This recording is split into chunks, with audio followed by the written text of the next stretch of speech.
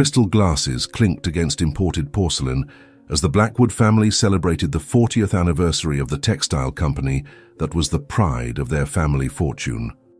70-year-old Evelyn Blackwood watched the scene with a cordial smile, masking the growing unease in her heart. Her keen eyes, framed by wrinkles that told stories of a life of determination, examined every move of her daughter-in-law Margot, a woman of calculated beauty and a smile that never reached her eyes. Evelyn adjusted the emerald brooch on her navy blue silk dress, a gift from her late husband, as she always did when tense. By her side, her only son Harlan raised a glass in a toast, completely enamored with the wife he had brought into the family just 3 years ago. "To our company, to my father's legacy, and to the bright future we are building together," declared Harlan, gazing adoringly at Margot, "a future even my father could not have imagined in his most ambitious dreams." Evelyn applauded politely when she noticed the figure of the accountant discreetly approaching from behind the waiters. Lowell, who had served the Blackwood family for over 2 decades, seemed nervous, his fingers drumming against the leather portfolio he carried as if it contained dangerous secrets. He waited for the toast to finish, and as the guests were distracted by dessert, leaned in to whisper in Evelyn's ear. The matriarch nodded subtly, her expression unchanging, decades of difficult negotiations having taught her the art of hiding reactions. She rose elegantly, leaning lightly on her carved wooden cane, an accessory she refused to trade for something more modern despite her son's insistence. She excused herself from the main table to fetch a photo album of the first factory to show the guests. "I need to share with all of you how it all began," she said with a nostalgic smile, "so that we never forget the sacrifices that brought us here and the values that sustain our family." In the richly decorated office with mahogany furniture, Evelyn locked the door and lit only the desk lamp, creating a golden circle of light that illuminated the documents Lowell had spread across the polished surface. Her wrinkled fingers, with blue veins standing out against her fair skin, ran across the pages of bank statements and financial reports. "I found these discrepancies in the corporate accounts, Mrs. Evelyn," Lowell explained, his voice low and tense, pointing to numbers circled in red. "Significant transfers to a holding company in the Cayman Islands, all authorized with Harlan's signature, but on dates that make no sense." The accountant flipped through a few more pages, showing a pattern that made Evelyn's blood run cold. "I checked your son's travel schedule over the past 18 months. These 5 transfers, totaling nearly $2 million, were made while he was abroad at conventions or meetings where Margot did not accompany him." Evelyn felt her breath falter for a moment, the suspicion she had been nurturing for months finally taking concrete shape before her eyes. "My son would never do this to me, Lowell. He idolizes his father's memory and respects the legacy we built. There can only be one explanation for this." Evelyn adjusted her reading glasses and meticulously examined the signatures. Years of running businesses had given her an eye for details, especially her son's handwriting, which she herself had taught him to write. The resemblance was uncanny, but there was a slightly distinct pressure on the final stroke, a subtly different curve to the M in Blackwood that even a dedicated forger could not perfectly replicate. "Margot has unrestricted access to Harlan's documents," Evelyn murmured, feeling a pain in her chest that had nothing to do with her blood pressure. She convinced him to give her full power of attorney shortly after their marriage, claiming he travels too much to handle daily paperwork. Lowell nodded gravely, adjusting his glasses on his aquiline nose. "Did you know that Harlan has added Margot as a 50% beneficiary of his shares in case something happens to him? The other 50% remains yours, but if you—" The accountant didn't need to finish the sentence. Evelyn completed the thought bitterly. "If something happens to me, my daughter-in-law will have majority control of the company my husband and I built from scratch, with decades of hard work and sweat." Evelyn put the documents back in her personal drawer, locking it with a small key she kept on a cord hidden under her clothes. She asked the accountant to maintain absolute discretion while she investigated further, feeling the weight of responsibility on her tired shoulders. She approached the large French window overlooking the garden, illuminated by strategically positioned lights among rose bushes and jasmine. That's when she saw Margot gliding between the shadows of the trees, her elegant silhouette in a black silk dress easily recognizable. She wasn't alone. A man in a dark suit gestured as he spoke, his face partially illuminated, revealing features Evelyn recognized with surprise. It was the family's lawyer, the same one who had suggested the changes to the will favoring Margot. So that's how the wind blows, Evelyn thought, a cold determination replacing her initial shock. They think I'm just a defenseless old woman they can manipulate and discard when convenient. They don't know who they're dealing with. In the garden, Margot seemed irritated, her body tense as she spoke in a low voice with the lawyer. Evelyn could not hear the words, but the body language was clear. There was urgency, perhaps even fear in the daughter-in-law's gestures. The man handed an envelope to Margot, who quickly tucked it into the small golden purse she carried. Evelyn retreated from the window as she saw the conversation ending and Margot turning to return to the mansion. Her heart was racing, not from physical exertion, but from the adrenaline of discovery. 4 decades of running businesses in a male-dominated world had taught Evelyn to recognize conspiracies and act before they became real threats. "You chose the wrong adversary, my dear," she muttered to herself, feeling the familiar sensation of being about to engage in a battle of wits. This old fox still has a few tricks up her sleeve. Evelyn returned to the party with the photo album she had promised, but her mind was racing, analyzing possibilities and strategies. She watched carefully as Margot returned from the garden, adjusting her perfectly coiffed black hair and displaying her rehearsed smile. Harlan, as always, lit up at the sight of her, rising to pull out a chair for his wife. Evelyn felt a pang of pain to see her son so completely bewitched. Harlan had always been kind-hearted, inheriting his father's goodness and business acumen, but he had never developed the ability to see beyond appearances that Evelyn had tried to teach him. "My dear," Evelyn called her son with a warm smile as the party began to disperse, "could you help me with some company documents tomorrow? There are a few decisions I would like to review with you, like in the old days." She noticed the flash of alarm in Margot's eyes, quickly replaced by a mask of cordiality. Martha, the maid who had faithfully served the Blackwood family for 3 decades since arriving as a young widow with a small child, discreetly approached Evelyn as she retired to her quarters.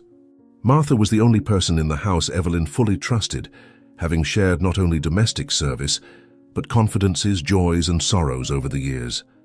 "You're looking pale, ma'am," Martha observed, helping Evelyn up the stairs. "Did something happen during the meeting with the accountant?" Evelyn hesitated, considering how much she should share. She decided to be cautious for now, even with Martha. "Just some concerns about the company, my friend. Nothing a good night's sleep won't help clarify," she replied, gently squeezing the maid's hand. "But please, from tomorrow on, I'd like you to pay special attention to all of Margot's movements around the house, especially when she believes no one is watching." The next day, as the mansion slowly awakened to another day, Margot entered her private office, an elegant space decorated in shades of cream and gold that Harlan had remodeled exclusively for her. She opened her document folder to put away the envelope received the night before and stopped abruptly. Her usually cold and calculating brown eyes widened in panic as she realized someone had been going through her papers. The folder was in the same place, but the documents inside were not in the meticulous order she always maintained. Some bank transfers she kept as insurance, copies proving the frauds carefully orchestrated over the past 2 years, were slightly misaligned. Margot felt a chill run down her spine as she closed the folder with trembling fingers. She looked around for any other sign of intrusion, but everything seemed immaculate. "Someone knows," she whispered to the empty office, tasting the bitter flavor of fear for the first time. "I need to accelerate the plans before it's too late." 3 days after the company's birthday party, Blackwood Manor received an important visitor. Evelyn had summoned the family's lawyer, Dr. Montgomery Pierce, for a private lunch in her private dining room, a smaller and cozier room she used for confidential meetings. The antique oak round table, an inheritance from her ancestors, was set with the finest porcelain and silverware, not out of ostentation, but because Evelyn believed important matters deserved a fitting setting. Her grey hair was impeccably pinned in a low bun, and the charcoal grey skirt and blazer ensemble conveyed the seriousness of the meeting. As she waited, her elderly fingers drummed on the documents she had set aside, including copies of the forged signatures. This meeting could change everything, Montgomery. Let's ensure the family legacy remains in the right hands, regardless of what happens to me, Evelyn commented when the lawyer finally sat across from her, his eyes revealing a determination that would intimidate any opponent. Montgomery Pierce, a middle-aged man with graying hair at the temples and wire-rimmed glasses, seemed uncomfortable as he listened to Evelyn's requests. He was not the same lawyer Margot had encountered in the garden. That was a junior associate from the firm, recently hired and still unknown to Evelyn. The matriarch explained her intention to amend her will, reorganizing the distribution of her assets in a way that would protect both the company and her son. I want to create a specific clause, Montgomery. Should I meet an unnatural or suspicious death, I want a full investigation before any transfer of assets. And most importantly, I want to create a trust fund that will manage 51% of the shares on behalf of Harlan, ensuring that he has control, but is protected from external influences. The lawyer adjusted his tie, visibly nervous as he took detailed notes. Are you suggesting that you fear for your own safety, Mrs. Evelyn? That's a very serious accusation. Do you have concrete proof of any threat? What neither of them noticed was Margot's slender silhouette standing in the hallway adjacent to the private dining room. Dressed in an elegant black ensemble that contrasted with her fair skin, Evelyn's daughter-in-law had interrupted her path upon hearing voices coming from the private dining room. Her dark eyes, cold as obsidians, narrowed as she caught fragments of the conversation. The words will, investigation, and external influences were enough to set off an alarm in her calculating mind. Margot pressed her back against the wall, controlling her breathing to catch more details. Her heart raced when she heard Evelyn mention documents and bank transfers, but her expression remained impassive, years of manipulation having taught her to control her reactions. So the old woman found out something. I need to get ahead before she destroys everything I've planned, she thought, feeling a mixture of anger and determination growing in her chest. I won't allow a senile old lady to ruin my future. When the conversation seemed to come to an end, Margot silently retreated, her high heels making not a single sound on the thick carpet of the hallway. She headed to the kitchen, a spacious and modern environment where Martha was preparing lunch.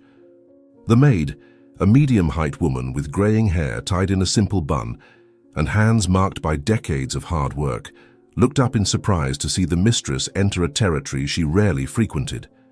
Margot forced a cordial smile, approaching with the studied elegance that characterized all her movements. Martha, dear, today I want to personally prepare a special tea for my mother-in-law.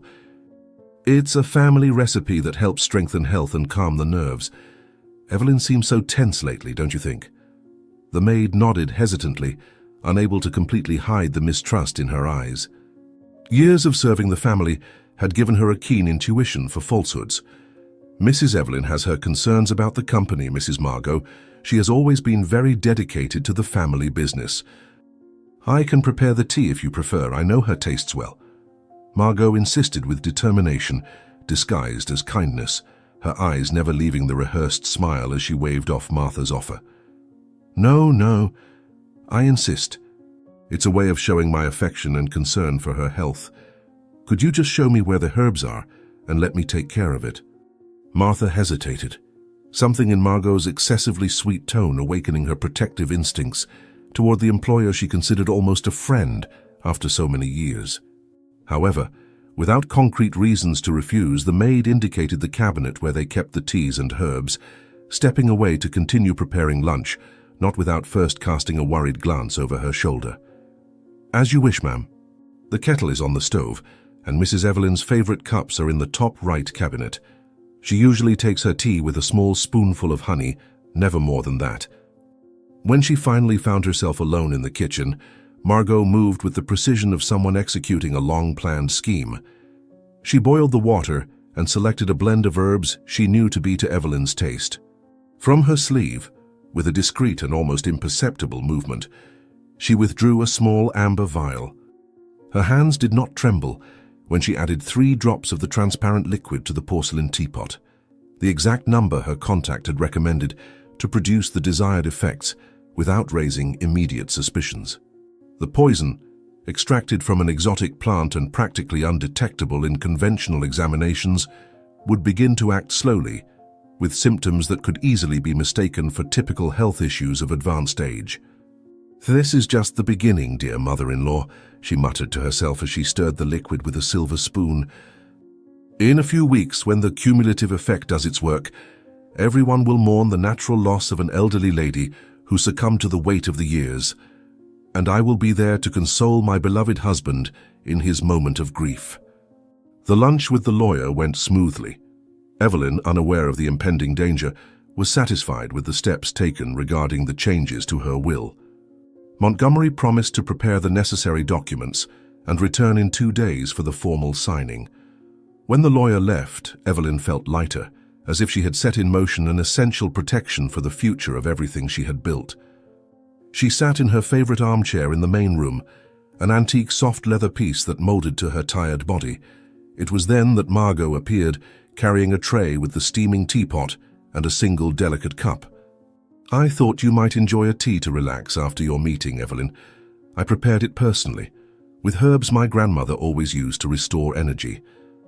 The matriarch raised an eyebrow, surprised by the unusual gesture from her daughter-in-law, who rarely showed such attentions. For a moment she hesitated, remembering the recent discoveries about Margot's fraudulent financial activities. "An unexpected gesture from you, Margot. What do I owe this sudden concern for my well-being?"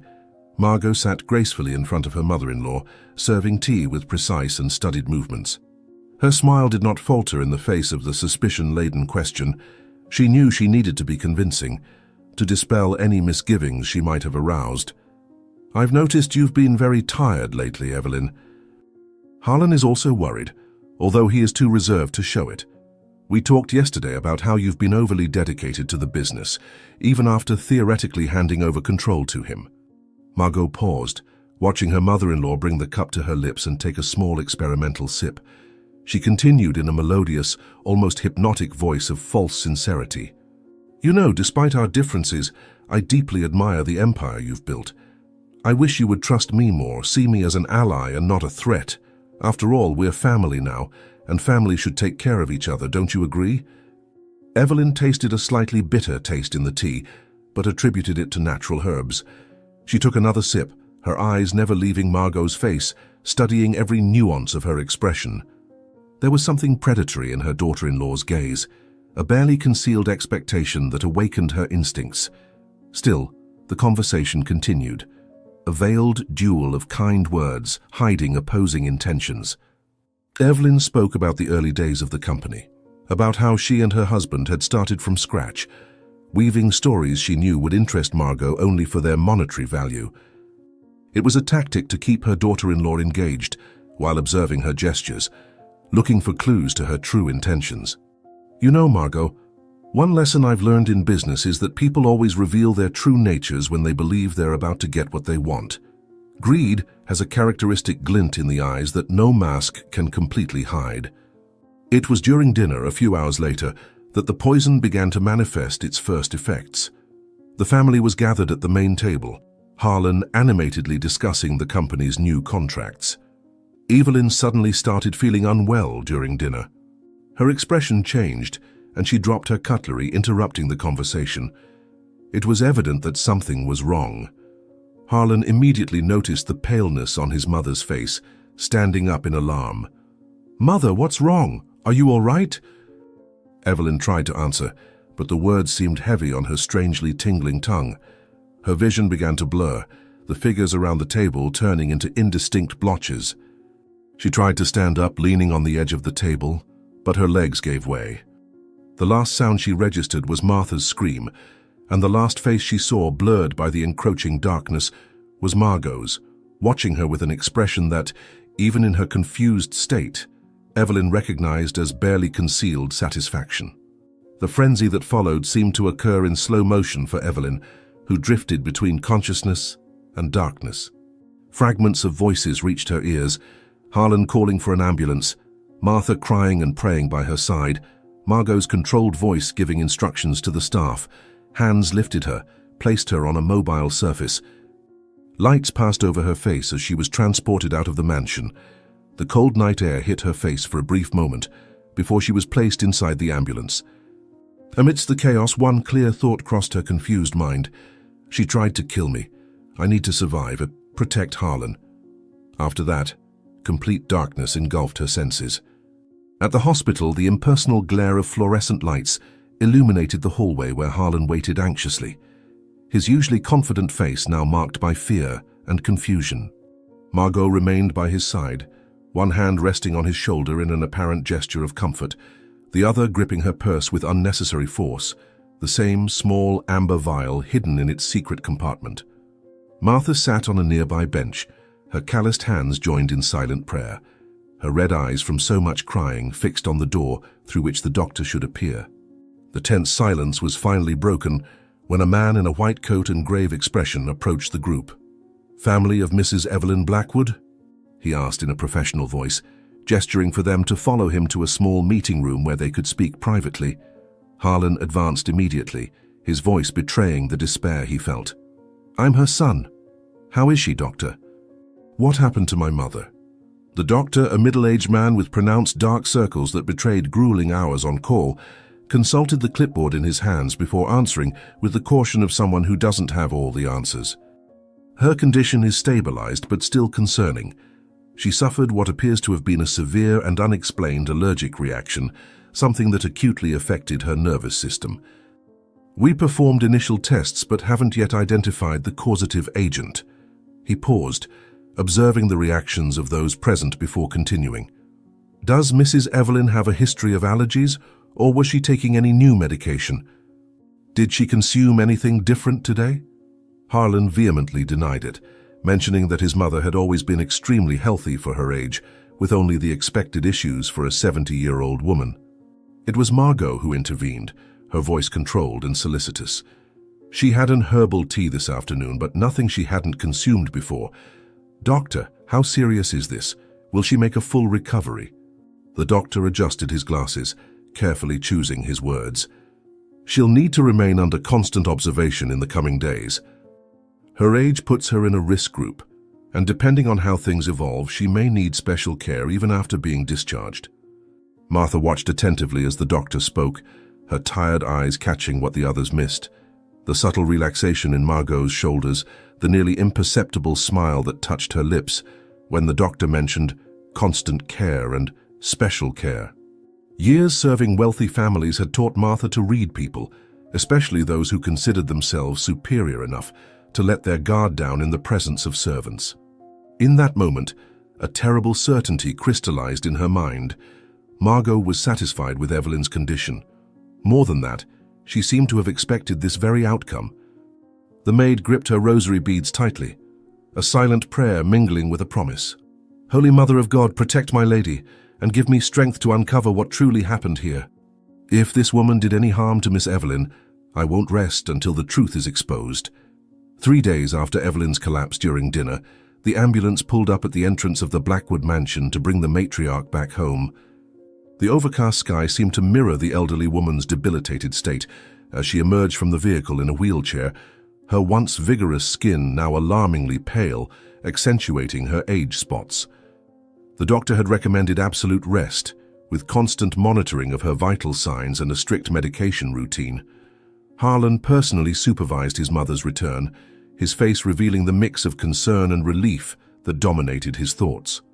By his side, Margot maintained the perfectly calibrated expression of a devoted daughter-in-law, one arm intertwined with her husband's, while the other hand held a folder containing all the medical recommendations she had personally requested, insisting on understanding every detail of the recommended treatment.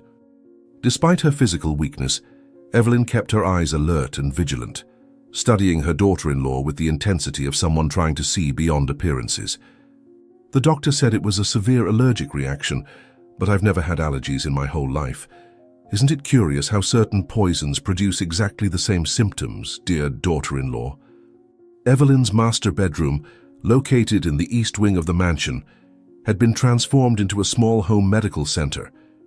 The antique canopy bed, a family heirloom the matriarch refused to replace, was now surrounded by cardiac monitoring equipment and intravenous medication stands. The silk curtains had been replaced with lighter fabrics that allowed better air circulation, and a hired nurse methodically organized the prescribed medications on the antique dresser. Martha arranged the pillows with the care of someone handling something extremely fragile, her eyes constantly returning to her employer and friend's face, searching for signs of discomfort.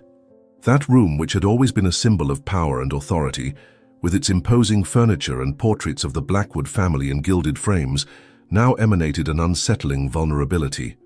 Evelyn took a deep breath, trying to contain the anger she felt at her own fragility. If they think they're going to keep me a prisoner in this gilded room until my body fails completely, they are underestimating the woman who built an empire from scratch.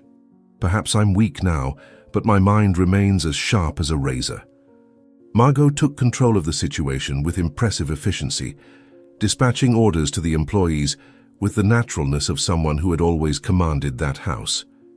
The hired nurse, a professional recommended by her contact at the hospital, received specific instructions to administer the medications at precise times and report any changes directly to her, not Harlan. She insisted that the bedroom door remain closed to ensure the lady's proper rest, and established strict visiting hours, alleging medical recommendations that didn't actually exist. Harlan watched his wife with growing admiration, completely blind to the web she was weaving around his mother. "I don't know what I'd do without you at this moment, my love," he confessed, embracing Margot with genuine gratitude. "You're taking care of everything so competently while I can barely think straight. The way you've taken responsibility for my mother's care, it shows your true character." Margot smiled at her husband, her calculating gaze blending perfectly with the mask of family devotion she had perfected. She adjusted the pearl necklace around her neck as she watched Evelyn being settled into bed by the nurse and Martha. Every detail had been carefully planned. The nurse who would follow her instructions without questioning, the specific medications that would accidentally interact with her special tea, the strategic limitation of Martha's access to the room. They were pieces of a macabre puzzle that fit together perfectly. "I will personally prepare your mother's meals, dear," she announced with false sweetness, caressing Harlan's face. "I know exactly which light and nutritious foods will be best for her recovery, and I will keep making my special tea that strengthens the immune system. My grandmother lived to be 95 taking this tea daily, did you know?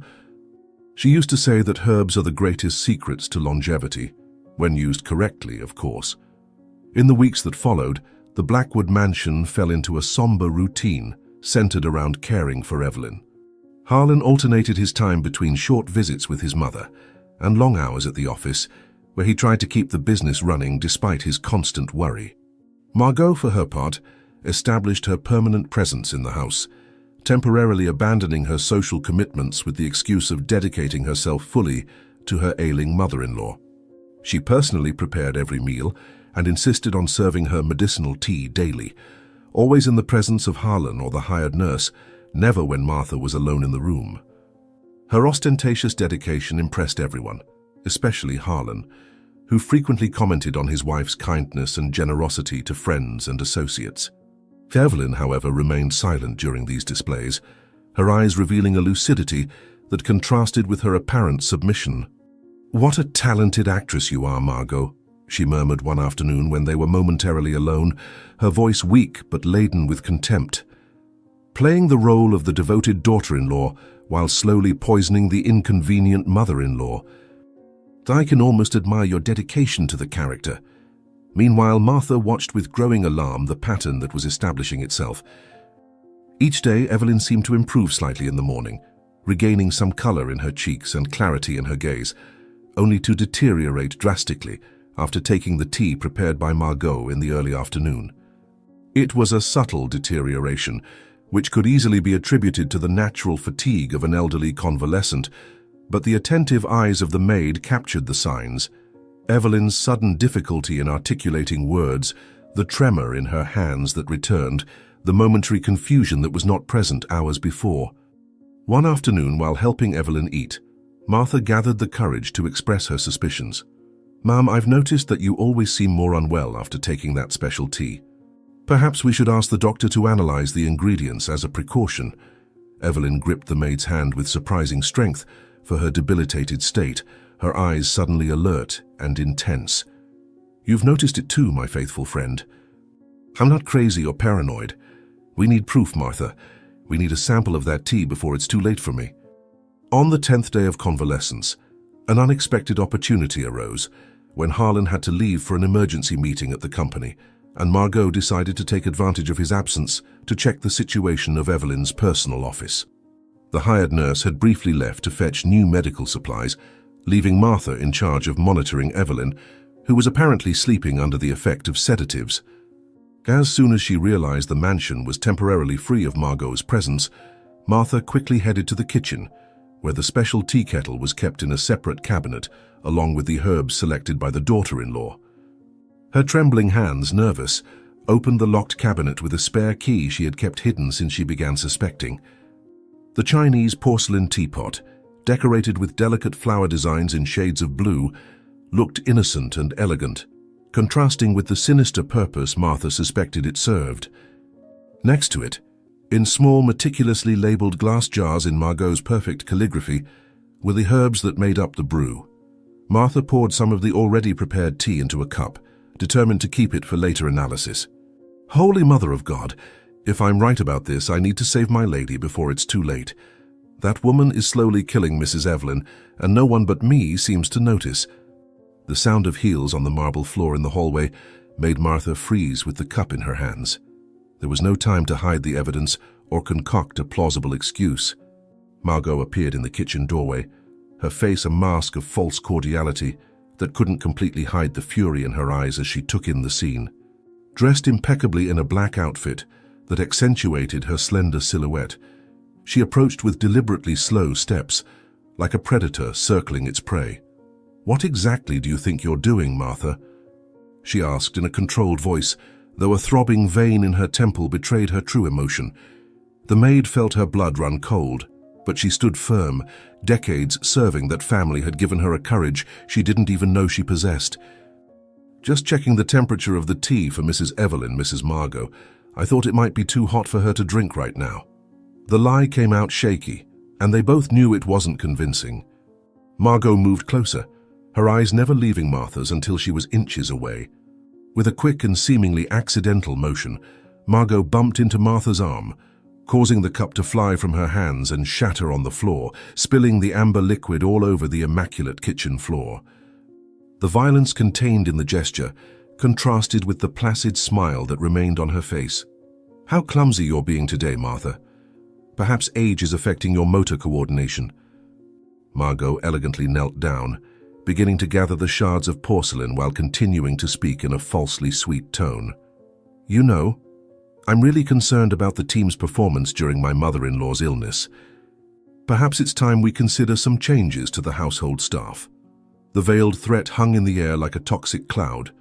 Martha felt a chill run down her spine, but remained silent, aware that every word could be used against her. Margot stood up, leaving the shards in a small trash can before turning her attention back to the maid. "Now I'll have to prepare another tea for my dear mother-in-law. It's a pity. That was the last of the special herbs I brought. I'll need to get more." Margot moved even closer to the maid, her voice lowering to a whisper that only Martha could hear, all pretense of gentleness abandoned. "Let me make something very clear to you, Martha. This tea is exclusively for Evelyn. It has very special ingredients. It's not for just anyone, do you understand? Especially not for nosy maids who don't know their place." Her eyes shone with an unspoken threat as her finger lightly touched the brooch Martha wore, a birthday gift Evelyn had given her years ago. "It would be a shame if your situation here changed after all these years. The Blackwood family has been very generous to you and your son, haven't they? I hope we can continue like this, especially someone with a medical history like yours who depends on the health plan we provide." Martha felt her blood boil in her veins at those thinly veiled threats against her son and her livelihood. For a moment, she considered confronting Margot directly, accusing her of the poisoning she suspected, but prudence prevailed. Evelyn needed her alert and able to act, not fired or worse, incapacitated like her employer. With decades of practice hiding her true emotions from previous employers, Martha lowered her head in apparent submission. "Forgive me, ma'am. It was an imprudence on my part. It won't be repeated." Inwardly, however, her determination only grew, crystallizing into an iron resolve. She moved slowly toward the door, keeping her eyes down, as she felt Margot's triumphant gaze on her back. She really thinks she intimidated me. Little does she know she has just confirmed all my suspicions with that overreaction. Now I have no more doubts. She is poisoning Miss Evelyn, and I need to get concrete proof before it's too late. Later that night, when the mansion finally fell silent and the main lights were turned off, Martha slid silently into Evelyn's room. The hired nurse snored softly in an armchair in the corner, the night's medications already administered, according to Margot's strict instructions. The moonlight filtered through the curtains illuminated Evelyn's pale face, who was surprisingly awake and alert, as if expecting the maid's visit. With silent gestures, Martha approached the bed, leaning in to speak into her employer's ear. "Mrs. Evelyn, we need to talk, but not here. The walls have ears, and your daughter-in-law has placed people she trusts in strategic positions all over the house." Evelyn nodded imperceptibly, her frail hand squeezing the maid's in a sign of understanding.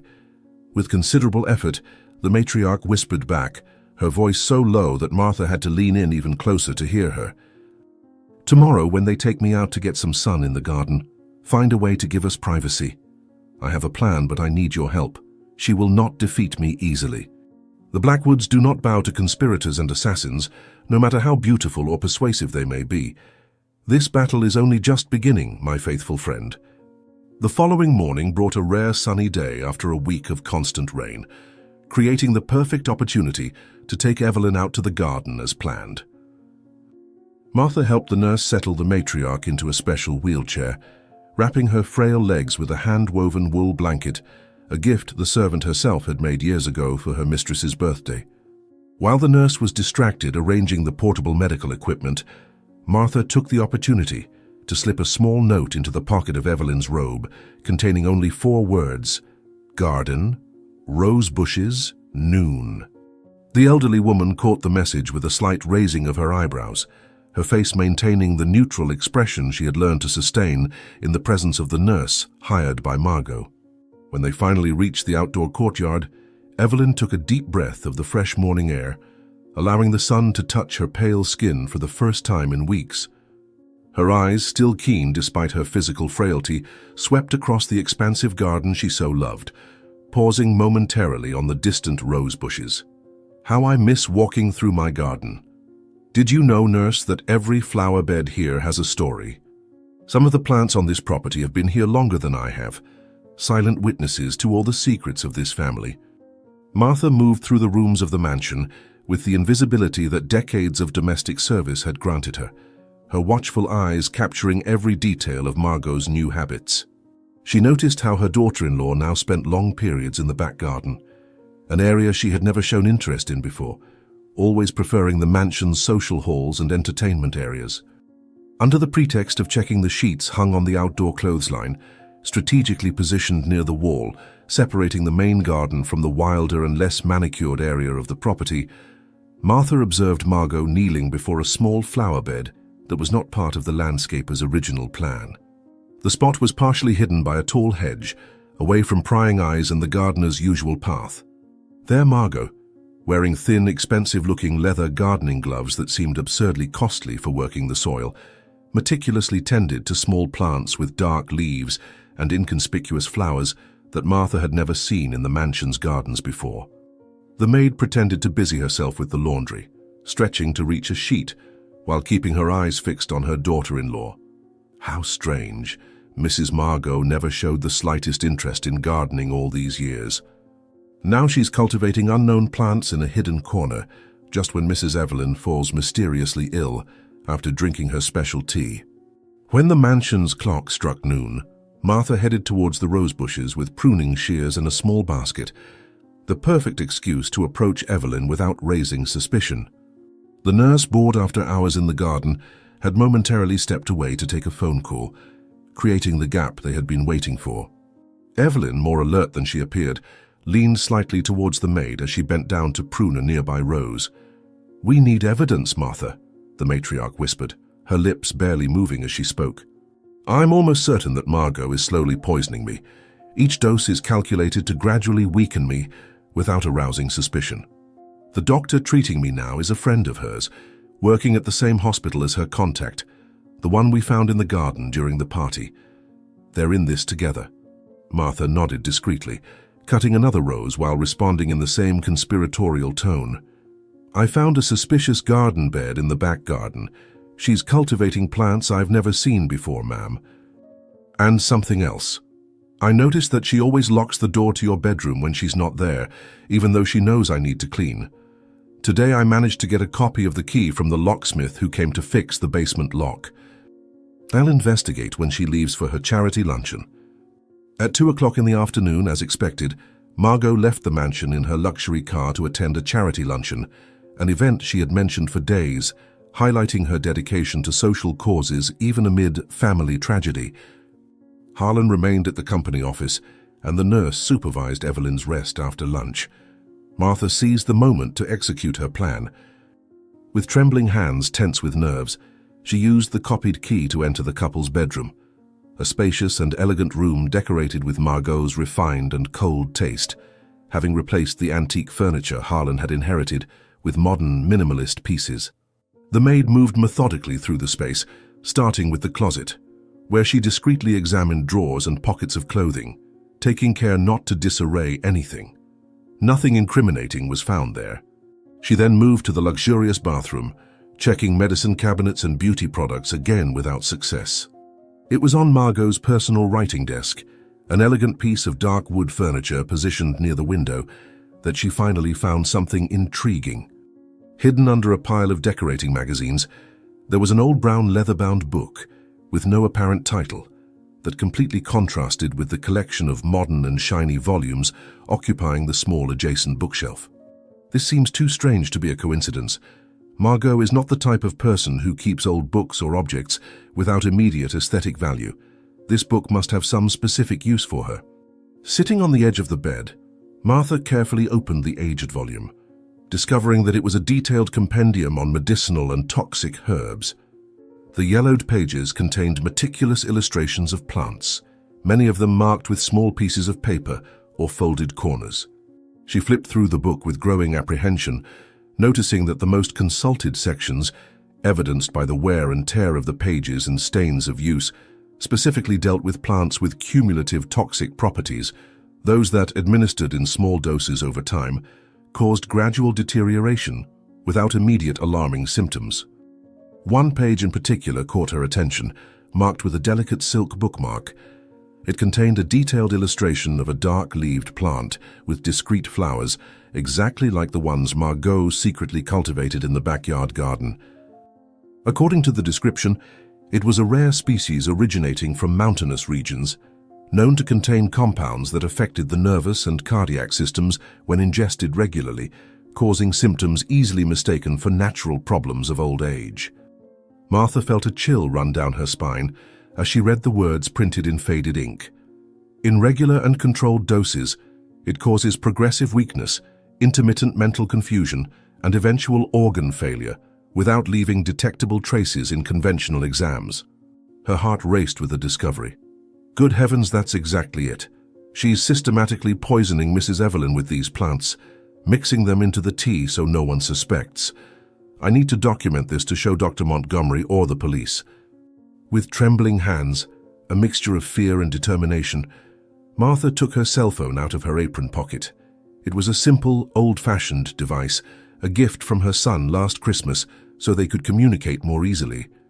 The maid had never been too interested in technology, using the phone only for basic calls, but she knew how the camera worked.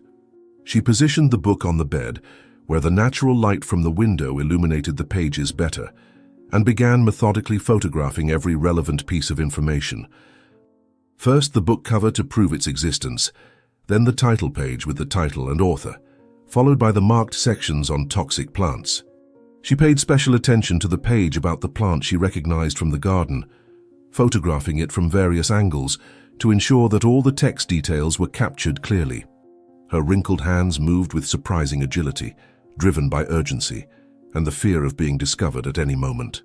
These photos could save Mrs. Evelyn's life.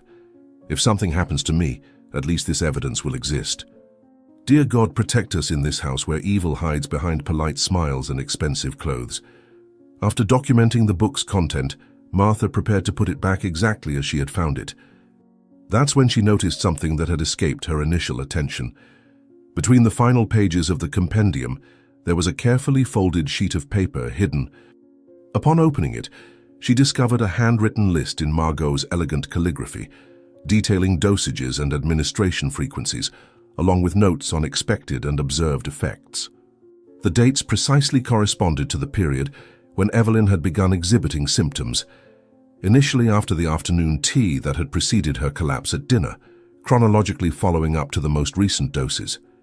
There were also calculations of increasing quantities and observations about the need to increase the dosage to accelerate the process after the conversation with the lawyer about changes to the will. Martha quickly photographed the incriminating list, feeling the weight of the literal evidence in her hands. A meticulous plan of slow murder, documented by the murderess herself. This is more than we suspected.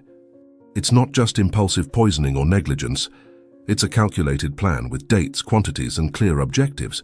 She's coldly documenting Mrs. Evelyn's murder as if it were a decor project.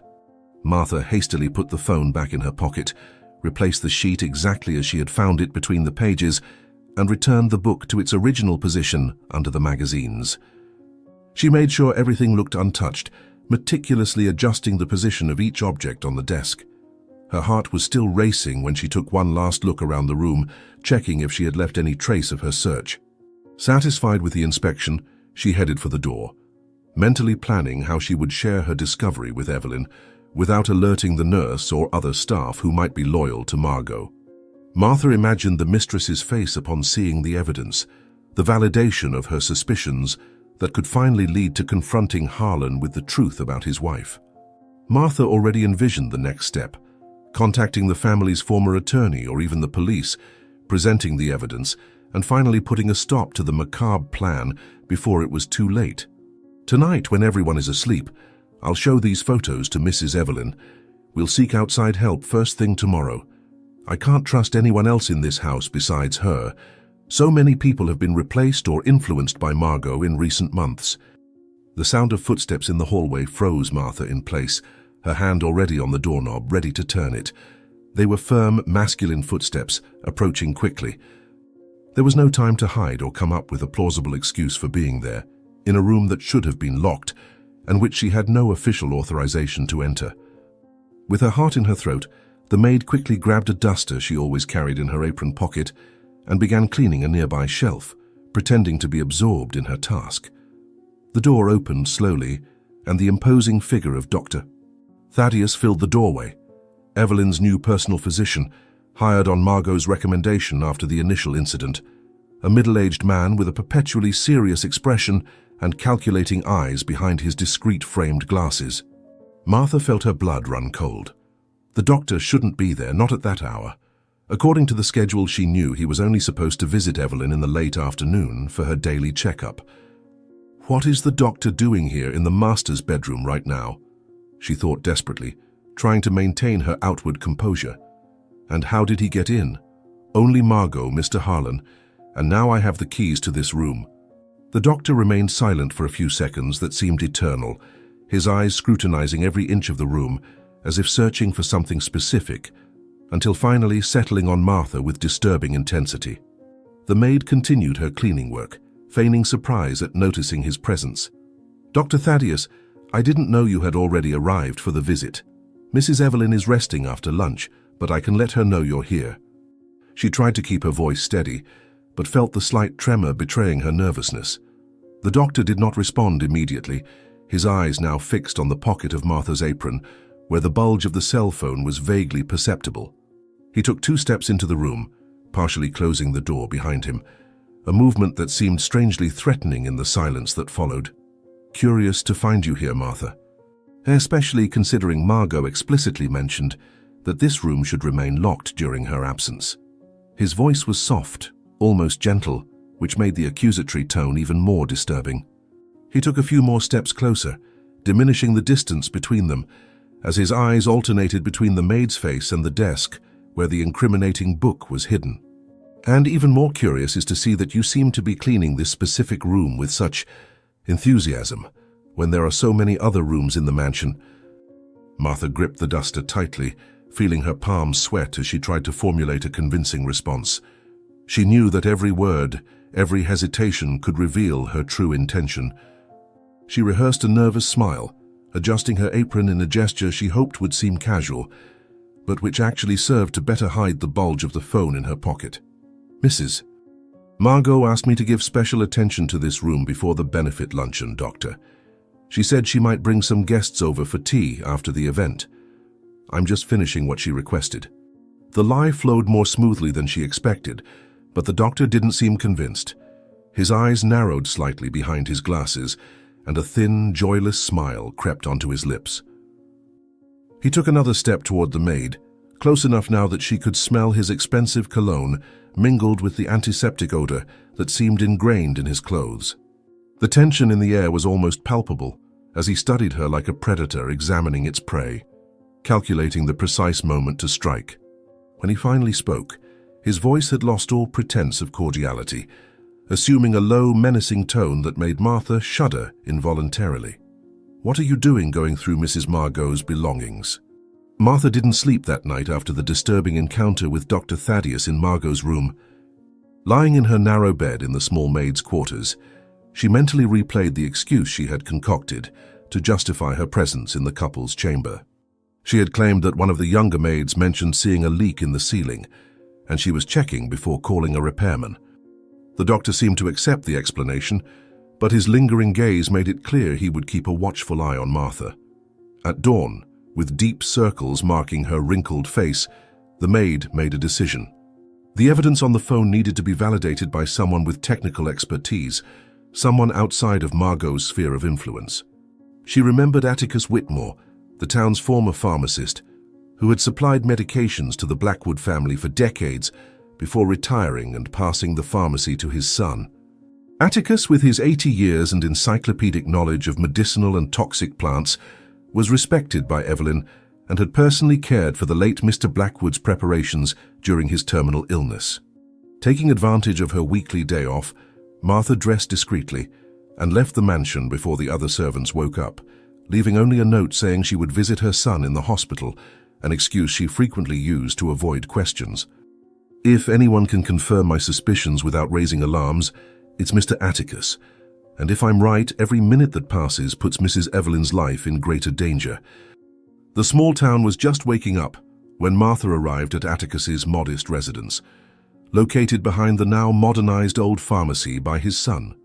The elderly man, with his still erect posture despite his advanced age and penetrating blue eyes that contrasted with his weather-beaten tanned skin, received her with surprise and cordiality. He invited her into the simple but immaculately clean kitchen, where the aroma of freshly brewed coffee filled the room. Martha politely refused the offered homemade cookies, her anxiety suppressing any appetite. With trembling fingers, she took the cell phone out of her pocket and began to explain the situation in a low voice, as if afraid of being overheard even there, so far from Blackwood Mansion. She reported Evelyn's mysterious illness, the special tea prepared by Margot, the growing suspicions, and finally, the discovery of the book and notes. Atticus listened attentively, his countenance gradually becoming more serious as Martha advanced in the narrative.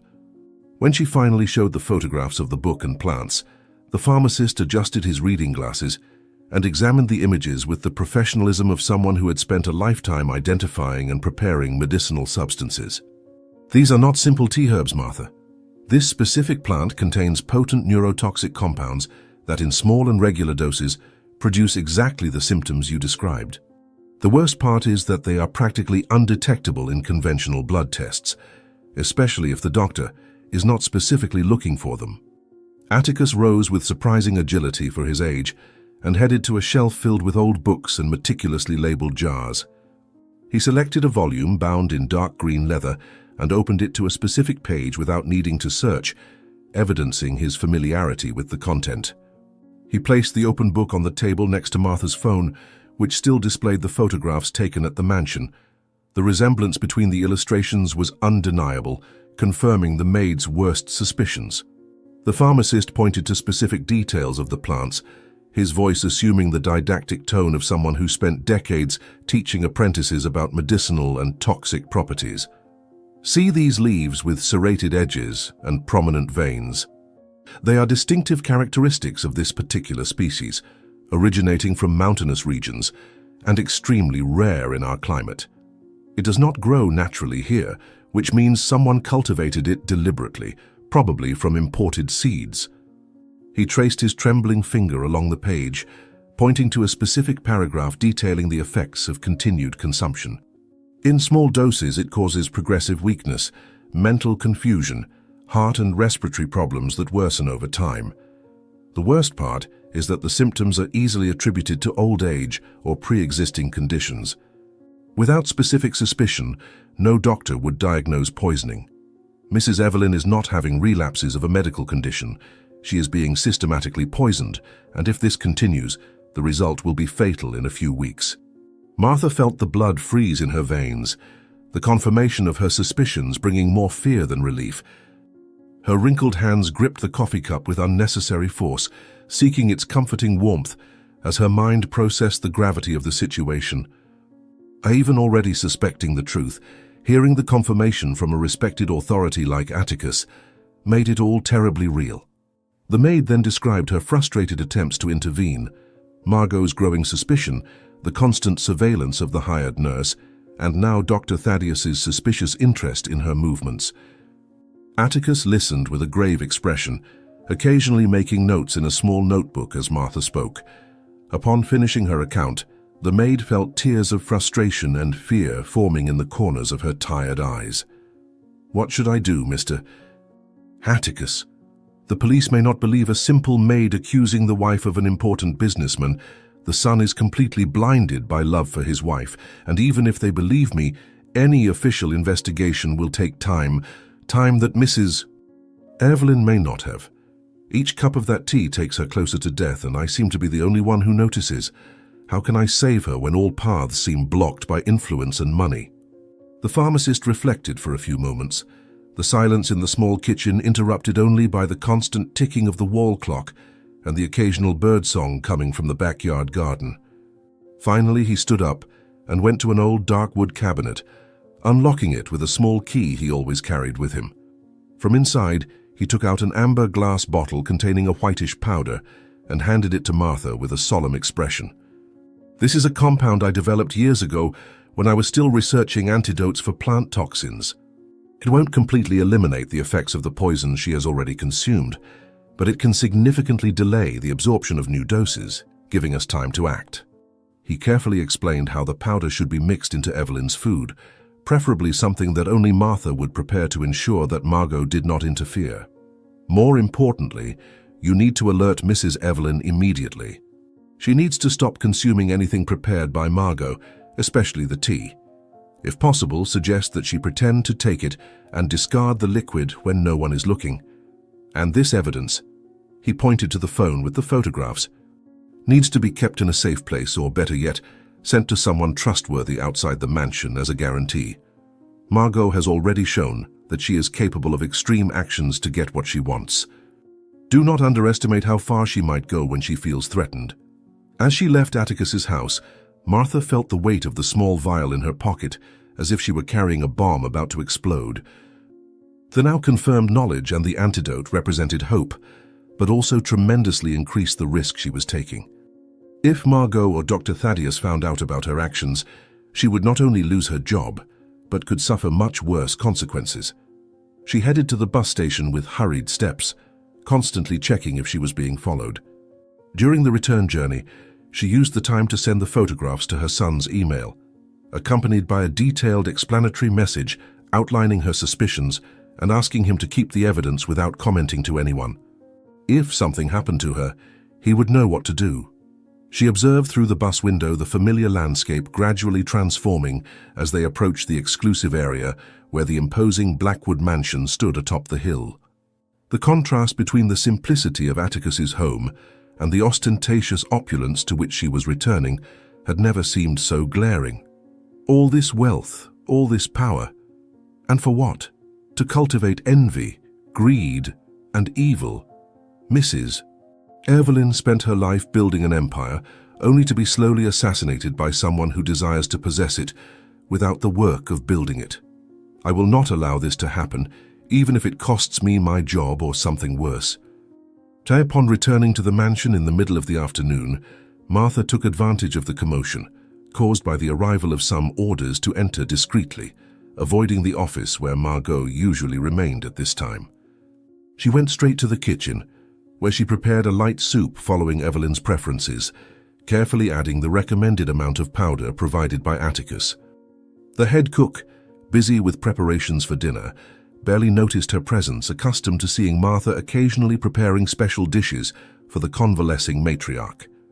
With the tray carefully arranged, she climbed the stairs towards the master bedroom, her heart racing with each step. She found the nurse hired by Margot sitting near the bed, checking Evelyn's blood pressure. The elderly woman was reclining against several pillows, apparently paler than the previous morning, but her eyes still maintained that characteristic glimmer of keen intelligence that not even the progressive poisoning had managed to completely extinguish. Martha placed the tray on the side table, announcing in a controlled voice that she was bringing the afternoon snack as requested by Mrs. Evelyn. The nurse, a middle-aged woman with a perpetually bored expression, checked her watch and announced that she would take her coffee break, since Martha could supervise the patient for the next 20 minutes. Her blood pressure is slightly elevated today, probably nothing to worry about. Dr. Thaddeus will be informed during the evening visit. Make sure she only takes small sips of the soup, no unnecessary exertions. As soon as the door closed behind the nurse, Martha quickly moved to check the hallway through a small crack, ensuring they were truly alone. Satisfied with the momentary privacy, she turned to Evelyn sitting on the edge of the bed and holding her cold hands between her own. The urgency of the situation temporarily eliminated the barriers of formality built over decades of an employer-employee relationship. In a low but clear voice, Martha quickly recounted her findings, from the suspicious flower bed in the garden to the pharmacist's confirmation of the toxic nature of the plants. She explained about the antidote in the soup and the vital need to avoid consuming anything prepared by Margot. Evelyn listened in silence, only her grip on Martha's hands intensifying as the narrative progressed. When the maid finally finished her account, silent tears streamed down the matriarch's wrinkled face, not tears of fear or despair, but of a contained fury that seemed to emanate from every pore of her frail being. I always knew Margot was ambitious and calculating, but I never imagined she would go as far as murder, all while smiling at my son, while sleeping next to him every night. How could I allow this viper into our family? How did I not see the venom behind that perfect smile earlier? Martha helped Evelyn take small spoonfuls of the medicated soup, occasionally glancing down the hallway to ensure they wouldn't be surprised. With each sip, she shared more details of her findings and the plan she had begun to formulate. The elderly woman listened intently, her sharp mind processing the information and considering possibilities even in her weakened state. "We need to be extremely cautious from here on out," Martha whispered, leaning in so her words would be audible to Evelyn alone. "Margot has eyes and ears all over the house now. The nurse reports directly to her. Dr. Thaddeus is clearly involved in the scheme, and even some of the newer staff were hired on her recommendation." She carefully adjusted the pillows, using the motion to continue speaking without it appearing a suspicious conversation should someone unexpectedly enter. "The most important thing now is that you stop drinking the tea she prepares completely. When she brings it, pretend to drink it, and then when you're alone, discard the liquid somewhere safe. The potted plant is too obviously dead to be used, but I've discovered the gap between your bed and the wall is perfect. You can pour the liquid there when no one is looking, and I'll discreetly clean it up later." Evelyn nodded almost imperceptibly, her eyes conveying the understanding her frail voice might betray. "Don't drink the tea your daughter-in-law will give you," Martha repeated emphatically, gently squeezing her employer's hand. "Under no circumstances, no matter how insistent she is." The bedroom door unexpectedly opened, causing Martha to quickly step away from the bed and assume her usual professional demeanor. The nurse returned, casting a suspicious glance at the proximity between patient and maid, but made no comment. She checked the tray, noting with approval that a good portion of the soup had been consumed. Martha collected the used utensils, explaining that she would return later to assist with the nighttime preparations. Before leaving, she shot one last meaningful look at Evelyn, who responded with a slight squint of her eyes, a silent code established between them over the years, confirming that the message had been understood and would be followed. In the hallway, the maid encountered Harlan coming up the stairs, probably returning from the office for his daily visit to his mother. She greeted him respectfully, noting how the businessman looked exhausted, with deep circles under his eyes and a less confident posture than usual. The stress of the past few weeks was clearly taking its toll on him as well, divided between concerns for his mother's health and growing responsibilities at the company. "Mr. Harlan, your mother is more alert today. Perhaps it would be a good time for a longer visit. She misses you terribly." The son smiled gratefully, unaware of the real reason behind the suggestion. The more time he spent with his mother, the fewer opportunities Margot would have to be alone with her. "Thank you, Martha. You've been an angel throughout this whole situation. I don't know what my mother would do without your care." The hours that followed dragged by agonizingly slowly for Martha, who divided her time between the usual household chores and seemingly casual visits to Evelyn's room, always with some plausible excuse, adjusting pillows, changing water, checking the temperature. During each brief visit, she exchanged meaningful glances with her employer, silently reinforcing her warning about the tea. At dusk, she watched from the hallway window as Dr. Thaddeus's car pulled up to the mansion's entrance for his nightly visit. A few minutes later, she saw Margot descend the stairs with studied elegance to receive him, dressed impeccably as always, not a hair out of place despite the supposed stress of caring for a gravely ill mother-in-law.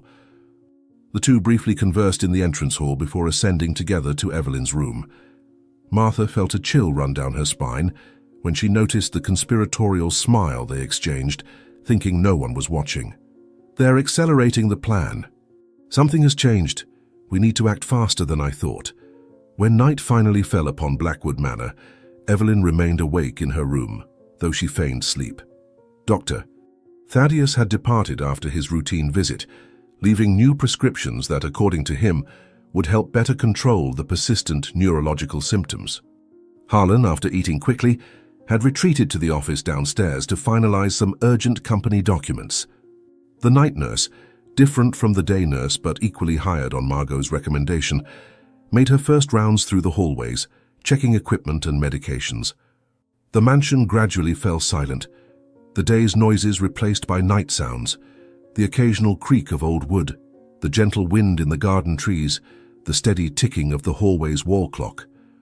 Evelyn kept her eyes closed, but her senses were on high alert, awaiting the moment Martha had foreseen. As the faithful employee had warned, Margot would surely appear soon with her special nighttime tea, a dose that, according to the discovered notes, would be significantly more concentrated than previous ones, part of the acceleration of the process mentioned in the handwritten notes. Martha's predictions were confirmed when, shortly after 10 o'clock, the soft sound of elegant footsteps announced Margot's arrival. The bedroom door opened silently, and the daughter-in-law entered carrying a silver tray with a single porcelain cup, its contents emitting a slightly perfumed steam. Evelyn kept her breathing slow and regular, her body motionless under the silk sheets, the perfect imitation of someone in deep sleep. Through half-closed lashes, she observed Margot carefully placing the tray on the side table and briefly checking the readings on the medical monitors. Satisfied with what she saw, the daughter-in-law approached the bed, observing her mother-in-law's seemingly sleeping face for a few moments. The silence of the room amplified every small sound. Evelyn's controlled breathing, the soft clink of the spoon against the porcelain as Margot stirred the tea, the almost imperceptible rustle of the daughter-in-law's expensive dress fabric against the armchair beside the bed as she finally sat down. "It's time for your special medicine, dear mother-in-law," Margot murmured softly, a cold smile forming on her perfectly painted lips. "Don't worry. Soon you won't need to take anything else. Eternal rest is closer than you imagine." Evelyn remained motionless, mastering the urge to open her eyes and confront her daughter-in-law. Years of difficult negotiations in the business world had taught her the value of strategic patience. Margot, apparently comfortable with the privacy of the moment and convinced that her mother-in-law was deeply asleep, visibly relaxed in the armchair. She then began to do something she would never do if she knew she was being watched. Speak freely, vocalizing thoughts she normally kept carefully guarded behind her mask of perfection. "You know, I really admired you at first," she confessed in a whisper that Evelyn had to strain to hear. A woman who built an empire alongside her husband, who remained in control even after his death, who didn't let herself be intimidated by men in positions of power. "I thought we could even be allies." She let out a soft, humorless laugh, idly stirring the contents of the cup with the small silver spoon. "But then I realized how you saw me. Merely the pretty woman who seduced your precious son, never someone worthy of participating in the family business or being considered more than a decorative accessory." The bitterness in her voice was palpable, mingling with the accumulated resentment now overflowing in the presumed privacy. "That's when I decided that if you wouldn't let me participate in the Blackwood Empire as a partner, I would take it over completely. And do you know what's most ironic? Your precious son, so intelligent in business, is completely blind when it comes to me. Just a smile, a touch, and he believes any explanation I offer." Evelyn felt her heart dangerously accelerate upon hearing the explicit confession, but forced herself to keep her breathing steady and her body relaxed. Margot continued her monologue, now with growing enthusiasm, like someone who can finally remove a suffocating mask after wearing it for too long. "Soon, very soon, the Blackwood fortune will be in my hands. The doctor has already confirmed that your condition is mysteriously worsening, despite the treatments. A pity that your medications don't seem to be working properly." She let out a soft laugh, raising the cup in a silent toast. "Or maybe it's because they're working exactly as we planned. 1 more week, 2 at most, and you'll have an irreversible cardiac complication. Harlan will be devastated, of course, but I'll be by his side to console him. And when the initial mourning is over, I'll gently guide him to make the right decisions about the company." Margot rose and walked to the window, observing the night garden while continuing to detail her plans, completely oblivious to the fact that each incriminating word was being absorbed by her intended victim. "The will almost tripped me up, I must admit. That attempt to change the terms was a smart move on your part, but even that has a solution. Documents can be altered, lawyers can be convinced, especially when the grieving son insists he is merely fulfilling his dear mother's true wishes."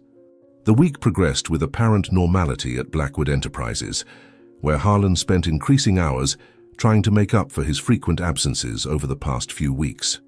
The spacious penthouse office, with its floor-to-ceiling glass walls offering a panoramic view of the city, was filled with folders, reports, and contracts demanding his immediate attention. Margot had insisted on accompanying him that morning, claiming she needed to get out of the heavy atmosphere of the mansion after weeks dedicated to caring for her mother-in-law. In truth, her presence had another, more calculated purpose: to keep herself informed about every aspect of the business while monitoring Harlan's communications. Dressed in an elegant black executive ensemble that gave her a professional look without sacrificing the femininity she knew was one of her most effective weapons, Margot idly flipped through some home decor magazines on the office sofa while watching her husband work. "You should consider taking a few days' rest, darling," she suggested in a melodious, calculatedly concerned voice. "I'm starting to worry about your health too. Your eyes look so tired and you're barely sleeping." Harlan hardly had time to respond when his secretary announced over the intercom the presence of Lowell, the trusted family accountant his mother regularly consulted. Margot's expression hardened momentarily before resuming her mask of cordiality. She had not expected this visit, and any unplanned event represented a potential risk to her carefully orchestrated plans. Lowell entered the office without waiting for confirmation, something unusual for the typically formal and protocol-following man. He carried a folder similar to the one he had shown Evelyn weeks before, and his normally impassive face showed poorly disguised anxiety. Harlan rose to greet him, genuinely surprised by the unscheduled visit. "Lowell, what a surprise. Has something happened that couldn't wait until our monthly meeting?" The accountant cast a hesitant glance in Margot's direction, clearly uncomfortable with her presence, before answering in a tense voice. "Actually, Mr. Harlan, it's a delicate matter I uncovered recently, something I had already begun discussing with your mother before she fell so suddenly ill." Margot rose gracefully, feigning sensitivity to the situation. "Perhaps I should wait outside while you discuss confidential matters." Her offer was calculatedly reluctant, knowing that Harlan, as always, would insist she stay. The businessman, predictable as expected, did exactly that, asking her to remain, arguing there were no secrets between them and that her opinion would be valuable. Satisfied, Margot returned to the sofa, now positioning herself to observe both her husband and the accountant. Lowell hesitated again, but faced with Harlan's insistence, he opened his briefcase and began presenting the documents he had compiled. "After our initial conversation with your mother, I continued investigating the discrepancies I found in the international transfers. I discovered 5 more suspicious operations in the last 3 months, all authorized with your signature, during periods when you were proven to be out of the country." He pushed the documents across the table, highlighting red-circled dates. "Your mother was very concerned about this and requested a discreet investigation. She suspected someone was forging your signature to embezzle funds from the company." Harlan's face transformed into a mask of confusion and concern as he examined the presented documents. The transfers were indeed authorized with what appeared to be his signature, on dates that coincided with business trips to Europe and Asia. In total, nearly $4 million had been transferred to hard-to-trace offshore accounts. "This is impossible, Lowell. I never authorized these transfers. How could this happen without the finance department noticing?" His voice rose in volume, indignation mixed with disbelief as his eyes scanned the incriminating documents. Lowell cleared his throat nervously, aware of Margot's feline intense gaze upon him. "Well, Mr. Harlan, your wife has had full power of attorney to sign on your behalf since you got married, and these transfers were processed by the new digital system implemented recently, which doesn't have the same verifications as the previous method." He left the insinuation hanging in the air, without explicitly completing the accusation that his expression clearly communicated. It was at this moment that Margot intervened, her voice perfectly modulated to express shock first, then controlled indignation. She rose in a fluid motion and approached the desk, positioning herself protectively beside her husband as she examined the documents with an expert's expression. "Wait a moment. Are you insinuating that I forged my husband's signature to embezzle money? That's absurd and deeply offensive, Lowell." She turned to Harlan, her expression softening with genuine concern. "Dear, look at these dates again. 3 of these transfers coincide with the implementations of the new accounting system that Lowell himself oversaw, and these other 2," she pointed to the most recent transfers, "were precisely when we were negotiating the acquisition of the factory up north. Remember? You yourself commented on the additional costs of international consultancy that would be required." Her voice took on a tone of patient understanding, like someone explaining something obvious to a confused child. "These aren't suspicious transfers. They're legitimate payments to the international consultants that Lowell should have properly recorded if he were doing his job with the competence we expect." Lowell tried to defend himself, stuttering in the face of the articulate counter-accusation delivered with such confidence. But Mrs. Evelyn suspected. She was convinced there were irregularities. Margot didn't allow him to finish, cutting him off with an elegant but firm gesture of her perfectly manicured hand. Her tone shifted subtly, now combining compassion with professional authority. Mrs. Evelyn had begun exhibiting signs of cognitive confusion weeks before her collapse, Lowell. The doctors confirmed this. She was mixing up dates, names, important details. It's understandable that in her vulnerable state, she may have misinterpreted complex financial reports or been led to mistaken conclusions. She looked at Harlan with a controlled expression of sadness. "We didn't want to make this decline public out of respect for her privacy and dignity, but perhaps it's time we were transparent about it, at least with the executives closest to the family."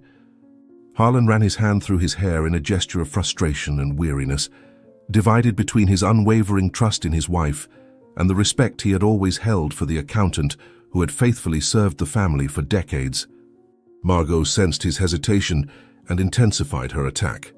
She picked up one of the documents and pointed to specific details that Lowell had neglected in his presentation. Project approval dates, authorization codes that were correctly recorded, Electronic signatures with all security protocols followed. The real issue here seems to be administrative incompetence, not fraud. These transfers are all documented in the quarterly reports that you yourself signed off on, Harlan. Lowell is creating a conspiracy out of normal operating procedures, perhaps to deflect attention from his own failures in implementing the new system. Her voice remained calm and professional, but her eyes conveyed a clear message to the accountant. He was facing forces far beyond his ability to combat. It would be tragic to think that someone might be deliberately trying to sow discord in our family during such a delicate time, taking advantage of your mother's fragility to advance some personal agenda. The final blow came when Margot gently suggested that Harlan review Lowell's performance evaluations from the past few quarters. "Dear, do you remember your mother mentioning some concerns about Lowell's adaptation to the new digitized system? She thought he was resisting the modernization because it would make some internal procedures he exclusively controlled more transparent." The accountant paled at the insinuation, realizing how the situation had completely reversed. From accuser, he had become the accused, and Harlan's expression gradually transformed from confusion to distrust, not of his wife, but of the man who had served his family for years. Lowell made one last desperate attempt, his voice now trembling with anxiety. "Mr. Harlan, please, your mother was convinced something was wrong. She personally asked me to investigate this discreetly. Why would I make something like this up after so many years of loyal service?" After Lowell's humiliating exit, practically expelled from the office with the promise of a full review of his performance, at the next board meeting, Margot sat in the chair across from Harlan's desk, her face a mask of compassionate concern. She reached her hand across the table, intertwining her fingers with her husband's in a gesture of apparent solidarity. "I'm sorry you have to deal with this while your mother is ill. It must be so difficult to discover that someone you trusted might have tried to manipulate the situation like this." Harlan squeezed her hand, gratitude evident in his tired eyes. "What would I do without you, Margot? You saw immediately what was happening while I almost fell into his trap." She smiled sweetly, delighted at how easily she had neutralized the threat. "Perhaps it's time to consider a complete overhaul of the financial team, dear. Younger people with modern methods, without the complicated loyalties of the past. A fresh start for the Blackwood Company, adapted to current times." The drive back to the mansion was silent, Harlan absorbed in thoughts about the perceived betrayal, and Margot savoring her victory. Her plan was progressing perfectly.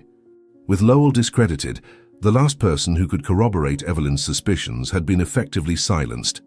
The matriarch was growing weaker, the complicit doctor ensuring no one would question her natural decline in health, and Harlan was exactly where she wanted him, completely trusting her while distancing himself from the family's old allies. Margot allowed herself a small smile as she watched the urban landscape gradually transform into the exclusive residential area where the imposing Blackwood mansion stood. So little was left now. Perhaps just another week of special care, and the entire empire would be within her grasp. "I'm thinking of taking your mother to the country house when she's a bit stronger," she suggested in a melodious voice, already planning the ideal location for the tragic denouement away from prying eyes. The fresh mountain air could work wonders for her recovery, and there we'd have privacy to care for her properly. When the car finally turned into the Blackwood property entrance, the sight that greeted them froze the blood in both their veins, though for completely different reasons.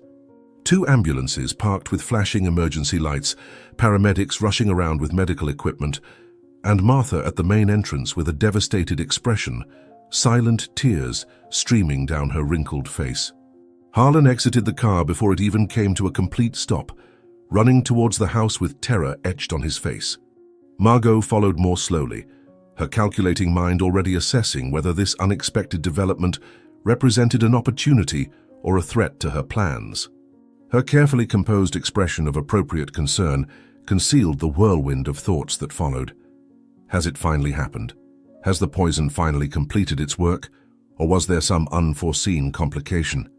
If she dies now before I have completely neutralized that meddlesome maid, there could be inconvenient questions. But if she survives, I will need to redouble my efforts to finish this soon. The aseptic corridors of San Rafael Hospital, the city's most exclusive.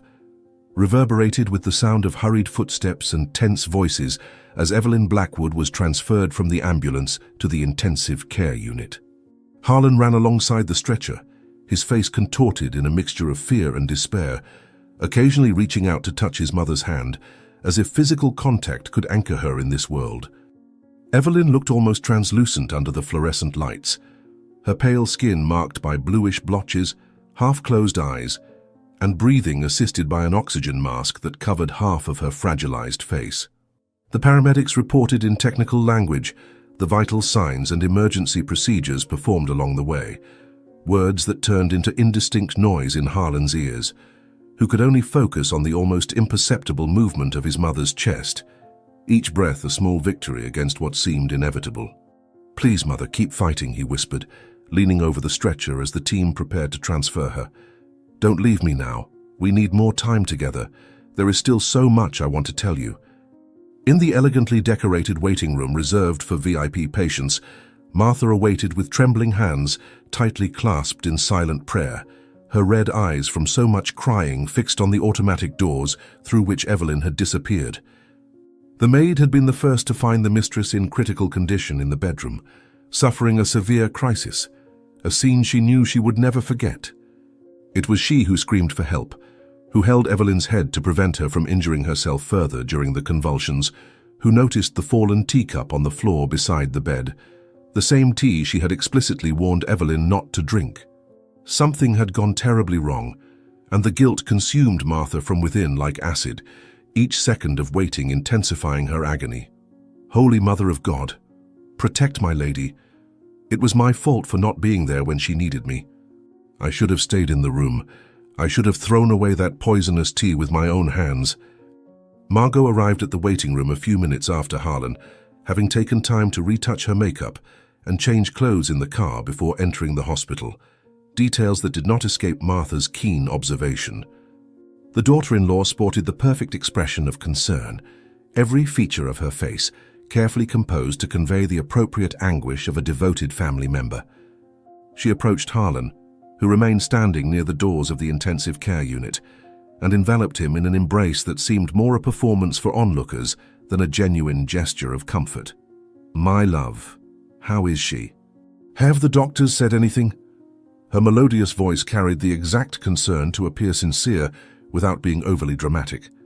Harlan shook his head, unable to formulate a coherent response as tears threatened to burst forth. Margot took advantage of his silence to take control of the situation, turning to the receptionist with natural authority. "I am Margot Blackwood, the patient's daughter-in-law. Please inform Dr. Thaddeus that we are already here and would like a full report on her condition as soon as possible." An anguishing hour passed before Dr. Thaddeus finally emerged from the double doors of the intensive care unit, his impeccable white coat contrasting with the grave expression he carried. Harlan immediately stood up, followed by Margot, who discreetly positioned herself between the doctor and Martha, as if creating a physical barrier for information she did not wish to share with the maid. The doctor adjusted his glasses on his aquiline nose and began his report in a professional tone that barely concealed his familiarity with Margot. "Mrs. Evelyn has suffered what appears to be a severe toxic reaction, causing seizures and significant cardiac arrhythmia. We have managed to stabilize her for now, but the situation remains extremely grave." He paused, briefly consulting his notes before continuing. "Preliminary tests indicate a possible buildup of substances in her system that, combined with her previous system fragility, created a perfect storm of complications. We are conducting more specific analyses to identify the exact nature of these substances." Harlan held the doctor's arm, his despair evident. "Will she survive, doctor? Please, I need to know the truth." The doctor hesitated momentarily, his eyes meeting Margot's in a quick exchange of silent communication before cautiously answering. "We are doing everything in our power, Mr. Blackwood. The next 24 hours will be critical." Martha observed the interaction from afar, her years of service having taught her to read between the lines of the powerful's conversations. The complicity between the doctor and Margot was almost palpable, and each carefully chosen word from Dr. Thaddeus sounded like code for something far more sinister. When a brief visit to Evelyn through the glass of the room was finally allowed, the maid felt her heart tighten at the sight of her mistress and friend connected to multiple tubes and machines that beeped in a hypnotic rhythm, recording the fragile line between life and death. The words of the pharmacist Atticus echoed in her mind. The poison was cumulative, each dose increasing the effect of the previous ones until the body simply could no longer process the toxin. Time was the most precious element now, and Martha knew she needed to act immediately before further irreversible damage was done. I won't let them complete this perfect crime. Somehow I need to make Harlan see the truth, even if it cost me my job or something worse. When Harlan finally left the observation area, with unshed tears glistening in his tired eyes, Martha gathered all her courage and approached him, ignoring Margot's warning look. "Mr. Harlan, I need to speak with you urgently, in private. It's about your mother and what's really happening to her." Her voice trembled slightly, but carried the firmness of someone who knows they are fighting for a just cause. Harlan looked at her in surprise, unaccustomed to such assertiveness from the normally discreet maid. Before he could respond, Margot slid to his side with the fluid grace of a predator intercepting its prey, intertwining her arm with her husband's in an apparently affectionate but clearly possessive gesture. "Martha, dear, this certainly isn't the time. Harlan is exhausted and devastated. Any domestic matter can wait until we're all calmer, don't you agree?" Her smile didn't reach her eyes, which conveyed a clear threat only to the maid.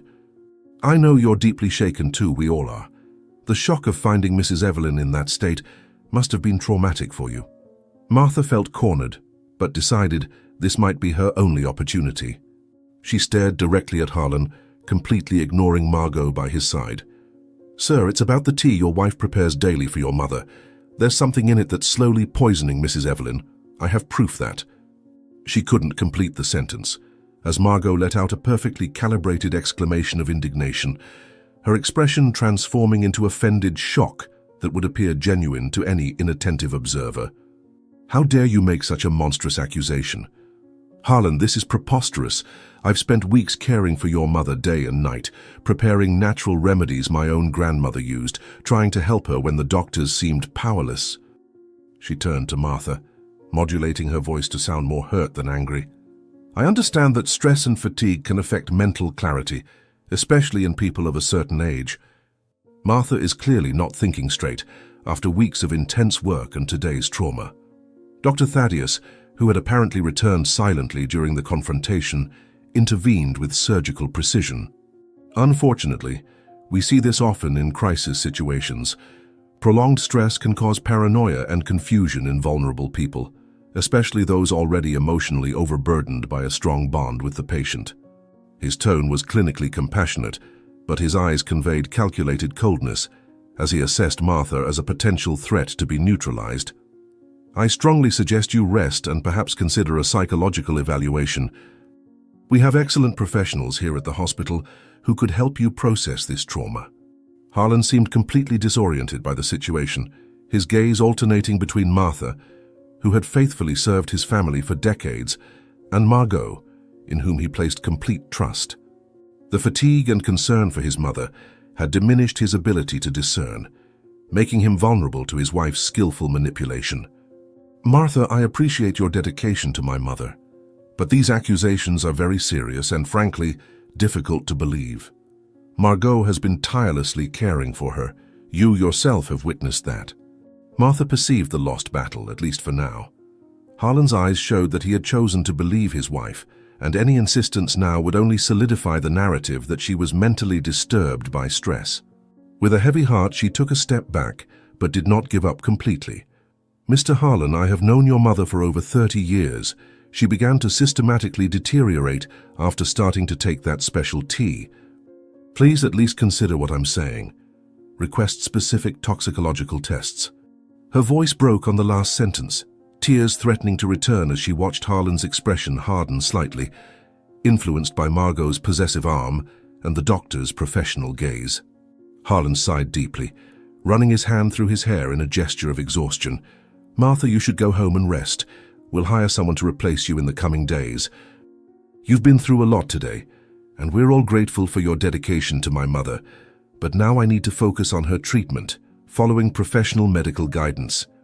The following hours passed in a blur of medical activity and technical conversations, from which Martha was deliberately excluded.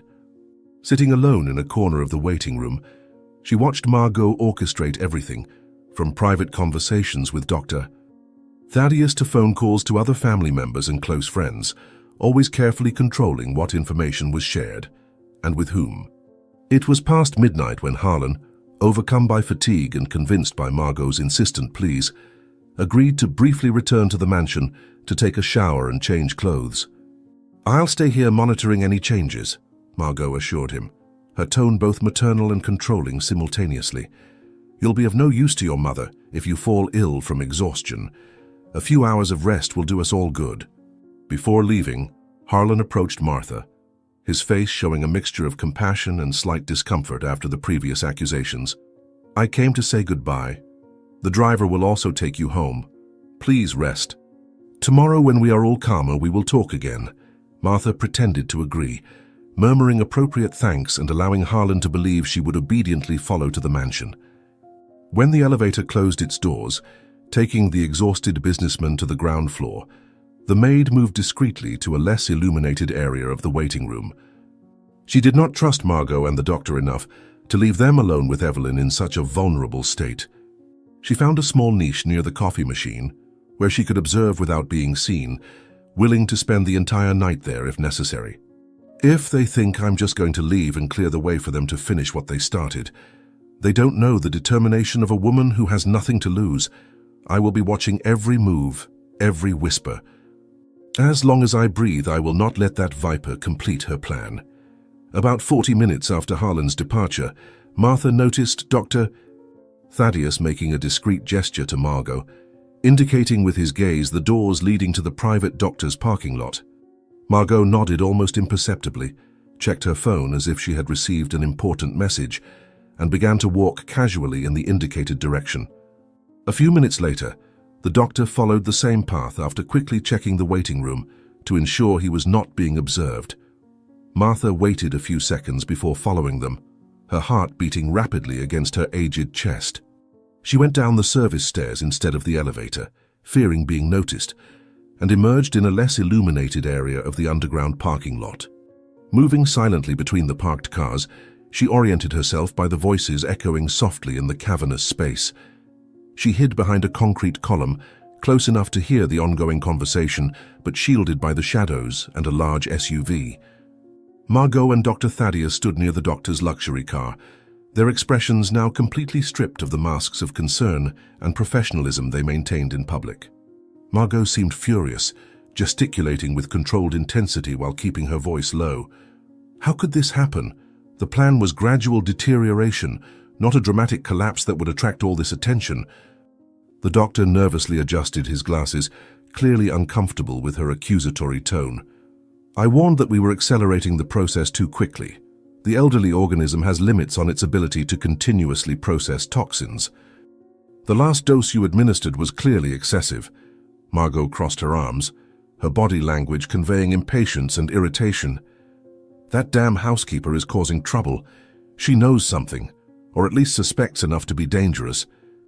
We need to finalize this quickly, before she convinces Harlan to investigate further." The doctor shook his head in denial, his tone assuming an unusual firmness in response. "If we continue increasing the dose, suspicions will be inevitable. The advanced toxicological tests we are required to perform in cases of sudden deterioration like this can detect patterns inconsistent with natural causes. We need to be smarter, or we risk everything." After a week in the hospital, Evelyn was finally discharged to continue her recovery at home. Her condition, though stabilized, was significantly more fragile than before. 2 nurses helped transfer her from the ambulance to the plush wheelchair waiting at the entrance of the Blackwood mansion. Margot was supervising every detail with meticulous attention, orchestrating the movements of the hired medical team with the efficiency of a general on the battlefield. Her face displayed the appropriate concern, while inwardly she calculated how much longer it would take to complete her plan without raising additional suspicions. "We need to ensure the room is perfectly prepared for your recovery, dear mother-in-law. Harlan and I want only the best for you, at this delicate moment. Martha observed everything from a distance, deliberately kept away from the main decisions after the incident at the hospital. Margot had convinced Harlan that the maid was emotionally unstable, and although she had not managed her complete dismissal, she had ensured that her interactions with Evelyn were limited and always supervised. The maid patiently awaited the opportune moment, noting every detail of the new routines established after Evelyn's return. She observed how Dr. Thaddeus had designated specific times for medications, creating a daily window of approximately 30 minutes between the morning nurse's departure and the afternoon replacement's arrival. This may be my only chance to speak with her alone. I need to be prepared when the opportunity arises. The opportunity came 3 days later. When Harlan was called to the company for an emergency, Margot left for a charity lunch she could not cancel without raising suspicions, and the morning nurse had to leave earlier due to a family issue. Martha, ever attentive, seized the moment of chaos during the shift change to suggest something she knew Evelyn would appreciate. "Ma'am, would you like to visit the chapel before the next nurse arrives? The doctor mentioned that short walks would be beneficial, and I know how much comfort you find there." Although physically debilitated, Evelyn maintained her keen gaze and immediately understood the hidden intention behind the suggestion. She nodded slightly, her voice weak but determined when she replied, "Yes, Martha, I think I am in dire need of a moment of spiritual reflection after everything that has happened." The small family chapel was located in a secluded wing of the mansion, a private sanctuary built by the late Mr. Blackwood when Evelyn was pregnant with Harlan. The intimate space, with its stained glass windows filtering the afternoon light into hypnotic patterns on the marble floor, offered the perfect refuge for a conversation that could not be overheard. Martha carefully pushed the wheelchair along the deserted corridor, her heart racing with every meter. They distanced themselves from the house's center and Margot's constant surveillance. "We're being very careful, right? No one is following us?" Evelyn asked in a low voice, her eyes constantly moving to check the empty hallways. The maid nodded, her expression conveying the gravity of the situation. "I triple-checked the schedule. We have exactly 20 minutes before anyone notices our absence. No one expects us to be here." Once inside the chapel, with the heavy wooden door closed behind them, Martha positioned Evelyn's wheelchair near the small marble altar. She knelt before her mistress, not in prayer but to draw closer and speak in the lowest possible volume. The words flowed rapidly, describing everything she had uncovered: the secret plot of poisonous plants, the book on toxic herbs, Margot's detailed notes on dosages and expected effects, the confirmation from pharmacist Atticus, and finally the revealing conversation she had overheard in the hospital parking lot. Evelyn listened with growing intensity, her pale face gradually flushing with the blush of indignation. "So my suspicions were correct from the beginning. She is really trying to kill me slowly to take control of everything I've built." Her voice trembled not with fear, but with cold, calculated anger. "And my son, my poor Harlan, completely blinded by the love he feels for her." Martha held Evelyn's wrinkled hands in hers, the familiarity justified by the gravity of the situation. "Ma'am, I tried to warn your son, but Margot was quicker. She completely discredited me, making me seem like a confused and paranoid old woman. Dr. Thaddeus supported her, and now I'm practically forbidden from being alone with you." Her words carried the weight of frustration accumulated over days of impotent vigilance. Evelyn squeezed the maid's hands, her eyes shining with renewed determination. "We need concrete proof, something that even Harlan cannot ignore, or that Margot can explain away with her manipulations." She reflected for a few moments, decades of experience in difficult negotiations, sharpening her strategic mind even in her debilitated state. "We need to capture a confession, something irrefutable, recorded, that exposes her true intentions." Martha opened her purse and took out a small rectangular device, no bigger than a matchbox. It was a digital recorder she had bought with her own savings after the hospital incident, anticipating that they would need definitive evidence. "We can hide this under your pillow or inside the pillowcase. It has a 48-hour battery life and is voice-activated, so it will only start recording when someone is speaking in the room." She quickly demonstrated how the device worked, its simplicity perfect for someone with reduced mobility like Evelyn. The matriarch observed the small device with admiration, a weak but genuine smile appearing on her pale lips. "Martha, you continue to surprise me after all these years. To think that you, who barely use a cell phone, acquired spying technology to save my life." Her tone took on a renewed seriousness when she added, "But how will we get Margot to confess? She is extremely careful with her words when she believes she is being observed." Together, they devised a meticulous plan. Evelyn would pretend to be more debilitated than she really was, creating the illusion that the poison was still taking effect. Martha would ensure that the tea prepared by Margot was never actually consumed, but always appeared to have been drunk. They would create situations where Margot felt secure enough to let her guard down. Evelyn would take sedatives only partially, remaining conscious when everyone believed she was sleeping deeply.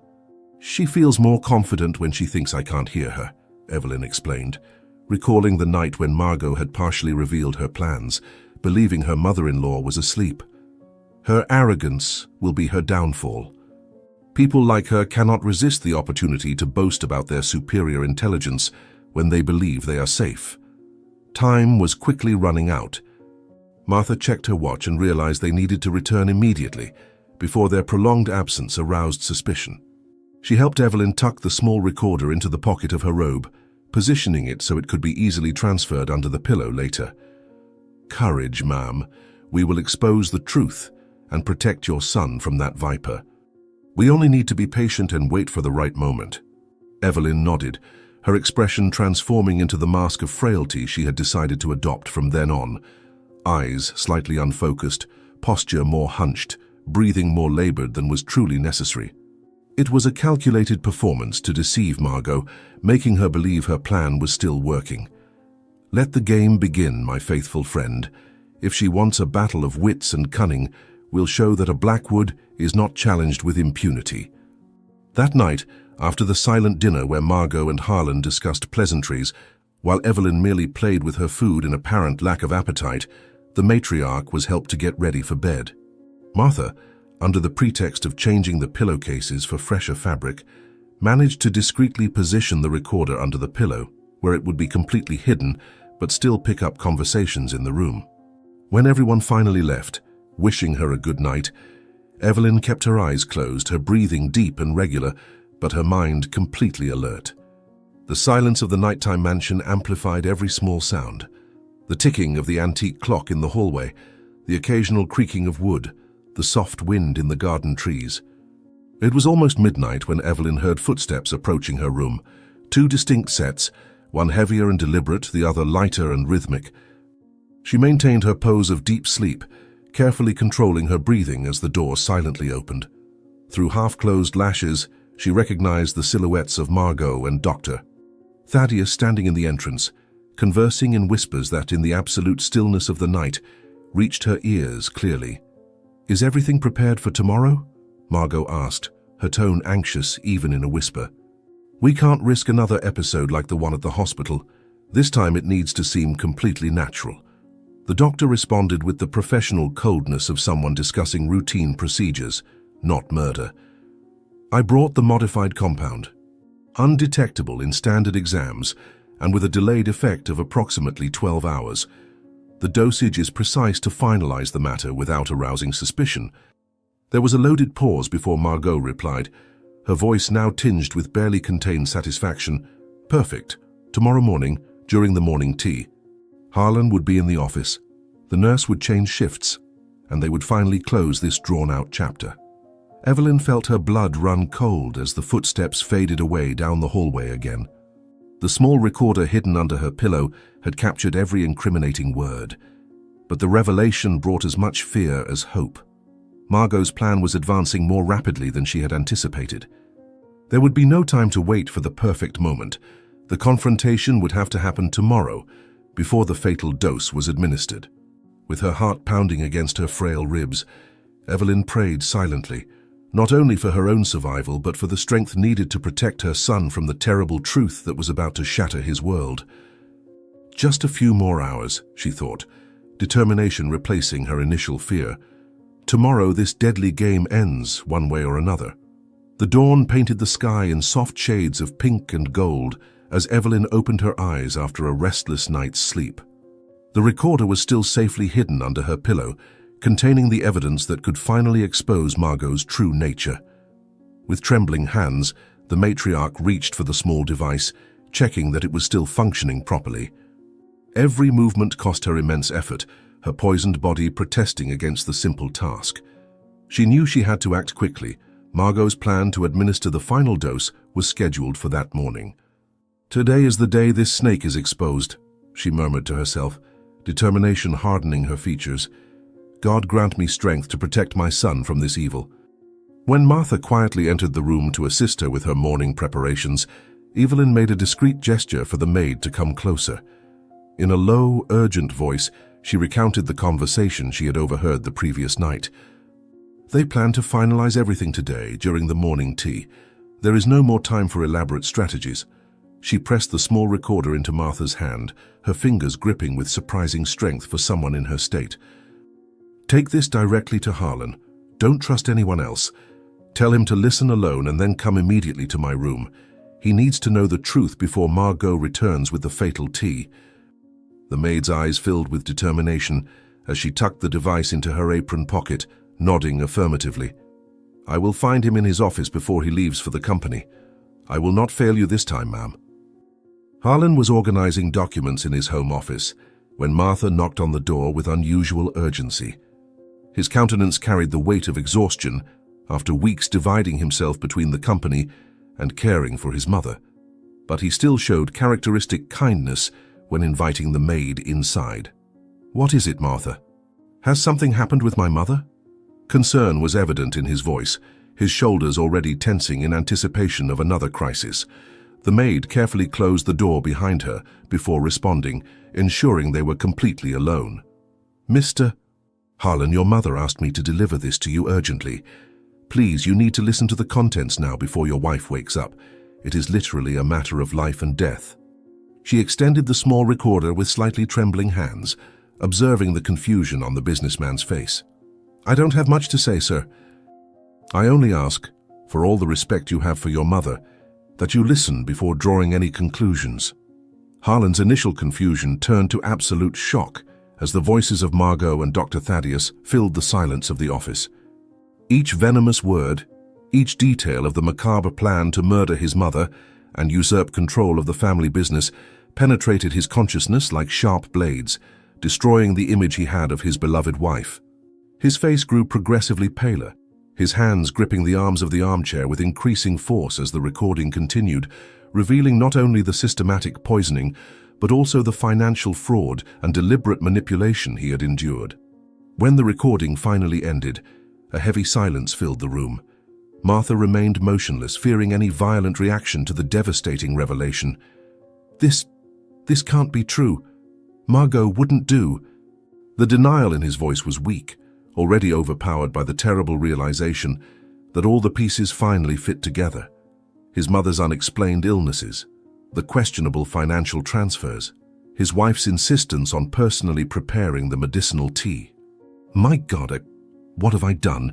How could I have been so blind?" Minutes later, Harlan burst into Evelyn's room with Martha hurriedly following him. The businessman's face was transformed by the toxic mixture of anger, guilt, and despair. The matriarch, sitting propped up against the pillows with impressive dignity despite her frailty, extended a trembling hand toward her son. "Harlan, my dear, sit down. We need to talk before she arrives." Her voice, though weak, carried the authority that had commanded a business empire for decades. The son knelt by the bedside, taking his mother's hands in his, unshed tears shining in his eyes. "How could I not have noticed? How did I allow this to happen right under my nose? She systematically poisoned you, while I defended her every action." Evelyn gently squeezed his fingers, offering the forgiveness he so desperately sought. "Love is the most powerful poison to reason, my son. She is a master manipulator, trained in the art of deception. Do not blame yourself for her talent in creating convincing illusions." The conversation was abruptly interrupted by the soft sound of the door opening. Margot entered, carrying the usual silver tray with a single porcelain cup, its steaming contents emanating a subtly sweetened aroma that masked the deadly poison. Impeccably dressed in an elegant grey ensemble that lent her a professional and trustworthy appearance, her expression turned from surprise to apprehension upon noticing Harlan in the room. He should have been on his way to the company at that hour, according to his carefully planned schedule. "Harlan, I didn't expect to find you here so early. I thought you had an important meeting this morning." Her voice remained melodious, but an underlying tension was perceptible as her eyes quickly assessed the situation, noting Martha's proximity, Harlan's protective stance beside his mother, and, more alarmingly, the small rectangular object in his hand.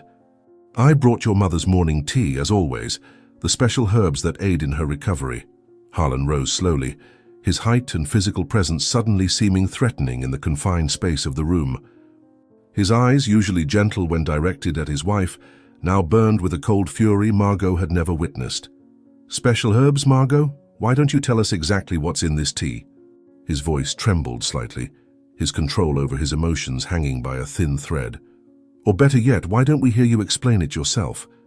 He pressed the recorder's button, and immediately Margot's voice filled the room, clear and unmistakable.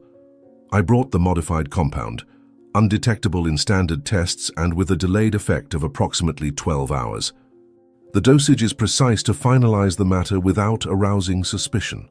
The sound of the cup shattering against the floor echoed through the room as the tray slipped from Margot's suddenly trembling hands. Her face, always perfectly composed, contorted into a rapid succession of emotions: shock, fear, anger, and finally a calculating assessment of options. "Harlan, this isn't what it seems. I can explain." Her agile mind was already formulating plausible stories, alternative explanations, ways to cast doubt on the authenticity of the recording.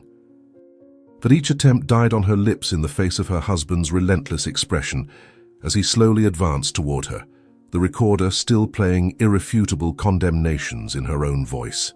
Harlan's outburst was like a dam bursting after years of containing unbearable pressure. His voice, amplified by the acoustics of the mansion, echoed through the hallways, drawing curious servants who discreetly gathered near the open door. "You tried to kill my mother, the woman who welcomed you into this house, who trusted you when I begged her to." He gripped Margot's arm with enough force to leave marks, dragging her out of the room and down the corridor as he continued his public denunciation.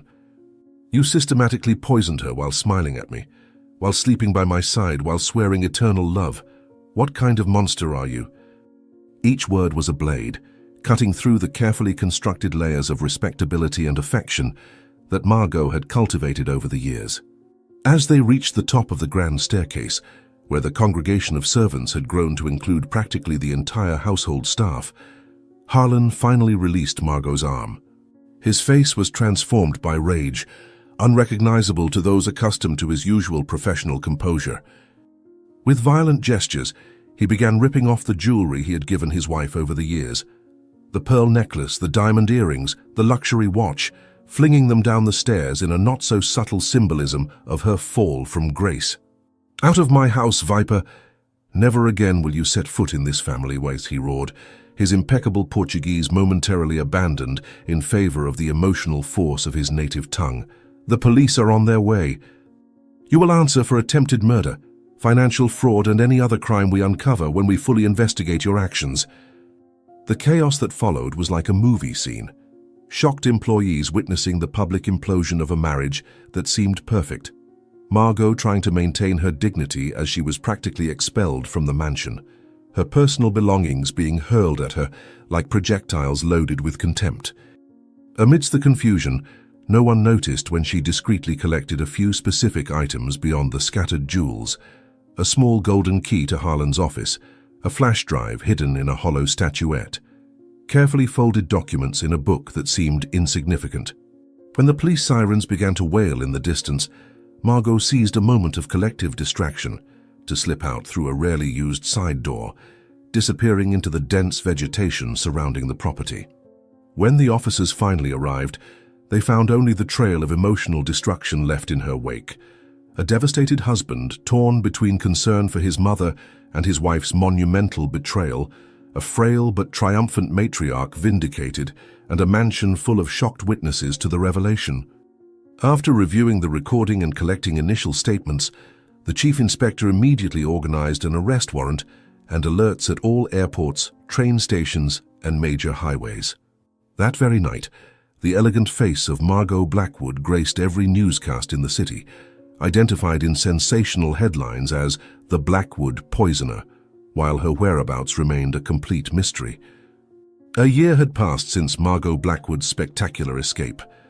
The coastal town of Sandpiper Bay, with its golden beaches and carefree atmosphere, offered the perfect refuge for someone who wished to disappear. There, a woman with dyed blonde hair and ever-present dark sunglasses lived as Savannah Collins, a Colombian widow seeking a fresh start after a personal tragedy. Her carefully modified accent and significantly altered appearance ensured that no one would associate the unassuming receptionist at the Blue Horizon Inn with the sophisticated socialite wanted by international police. Margot, now Savannah, had meticulously architected her new identity.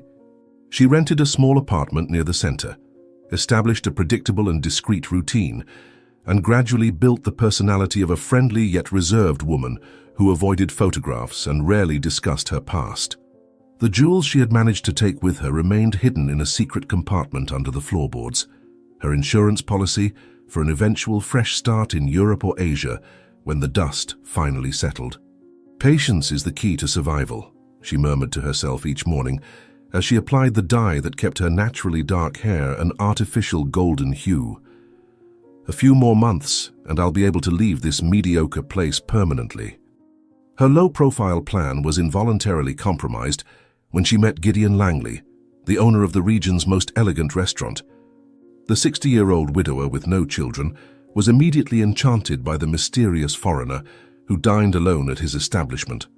What began as professional courtesy soon evolved into private dinners, expensive gifts, and eventually a relationship that granted Margot access to the small town's higher social circles. Gideon was not as wealthy as Harlan, but he owned considerable properties and, more importantly, he loved to flaunt his new companion and indulge her material desires without asking inconvenient questions about her past. "You remind me of a rare flower that needs to be protected, Savannah," he would often declare, kissing her hands with a devotion bordering on obsession. "I don't care who you were before, only who you are now." In the kitchen of the Langley restaurant, Dorothea Hargrove watched the blossoming romance with critical eyes. The 70-year-old cook, who had worked for Gideon for over 2 decades, immediately noticed something familiar about her boss's new girlfriend. That calculated way of smiling without involving her eyes, the way she observed influential people, assessing their potential usefulness, the occasional lapses of accent when she had too much to drink. It was during a television broadcast about international fugitive criminals that the penny finally dropped. The supposed Savannah Collins was, in fact, the infamous Blackwood Poisoner, whose story Dorothea knew in detail through her distant cousin Martha, with whom she maintained regular correspondence. "So the Viper has found another cozy nest," she muttered to herself, watching Margot laugh artificially at an unfunny joke of Gideon's. "Fate has interesting ways of closing circles." Dorothea initiated her plan discreetly. First, a careful study of Savannah's eating habits, identifying dishes she regularly ordered and her preferred drinks. Then a methodical search in the local market for specific herbs, the same ones Martha had described in her letters, used in the gradual poisoning of Evelyn Blackwood. The cook grew some varieties in her own backyard, locally known as medicinal in small doses. She started with minuscule, practically undetectable amounts, added exclusively to Margot's dishes. "This is for Mrs. Evelyn, who never did you any harm," she whispered as she sprinkled the fine powder over a dessert.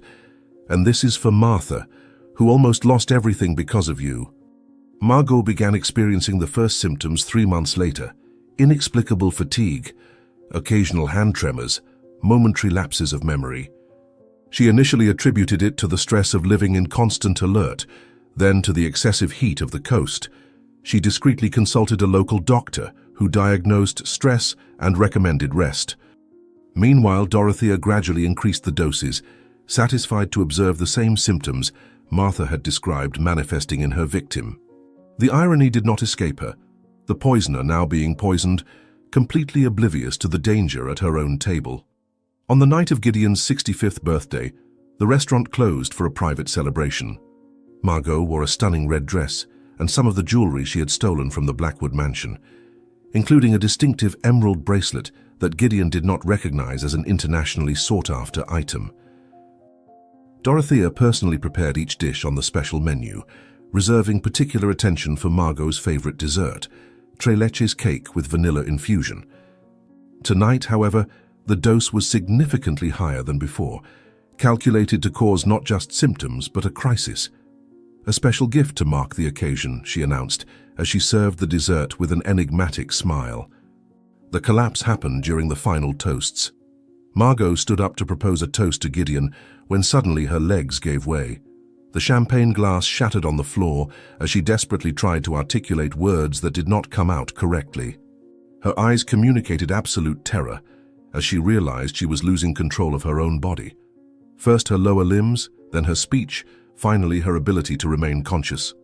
Gideon screamed for help, while Dorothea watched with an impassive expression, years of work in the professional kitchen having taught her to maintain composure in crises. "Call an ambulance. My love, hang in there."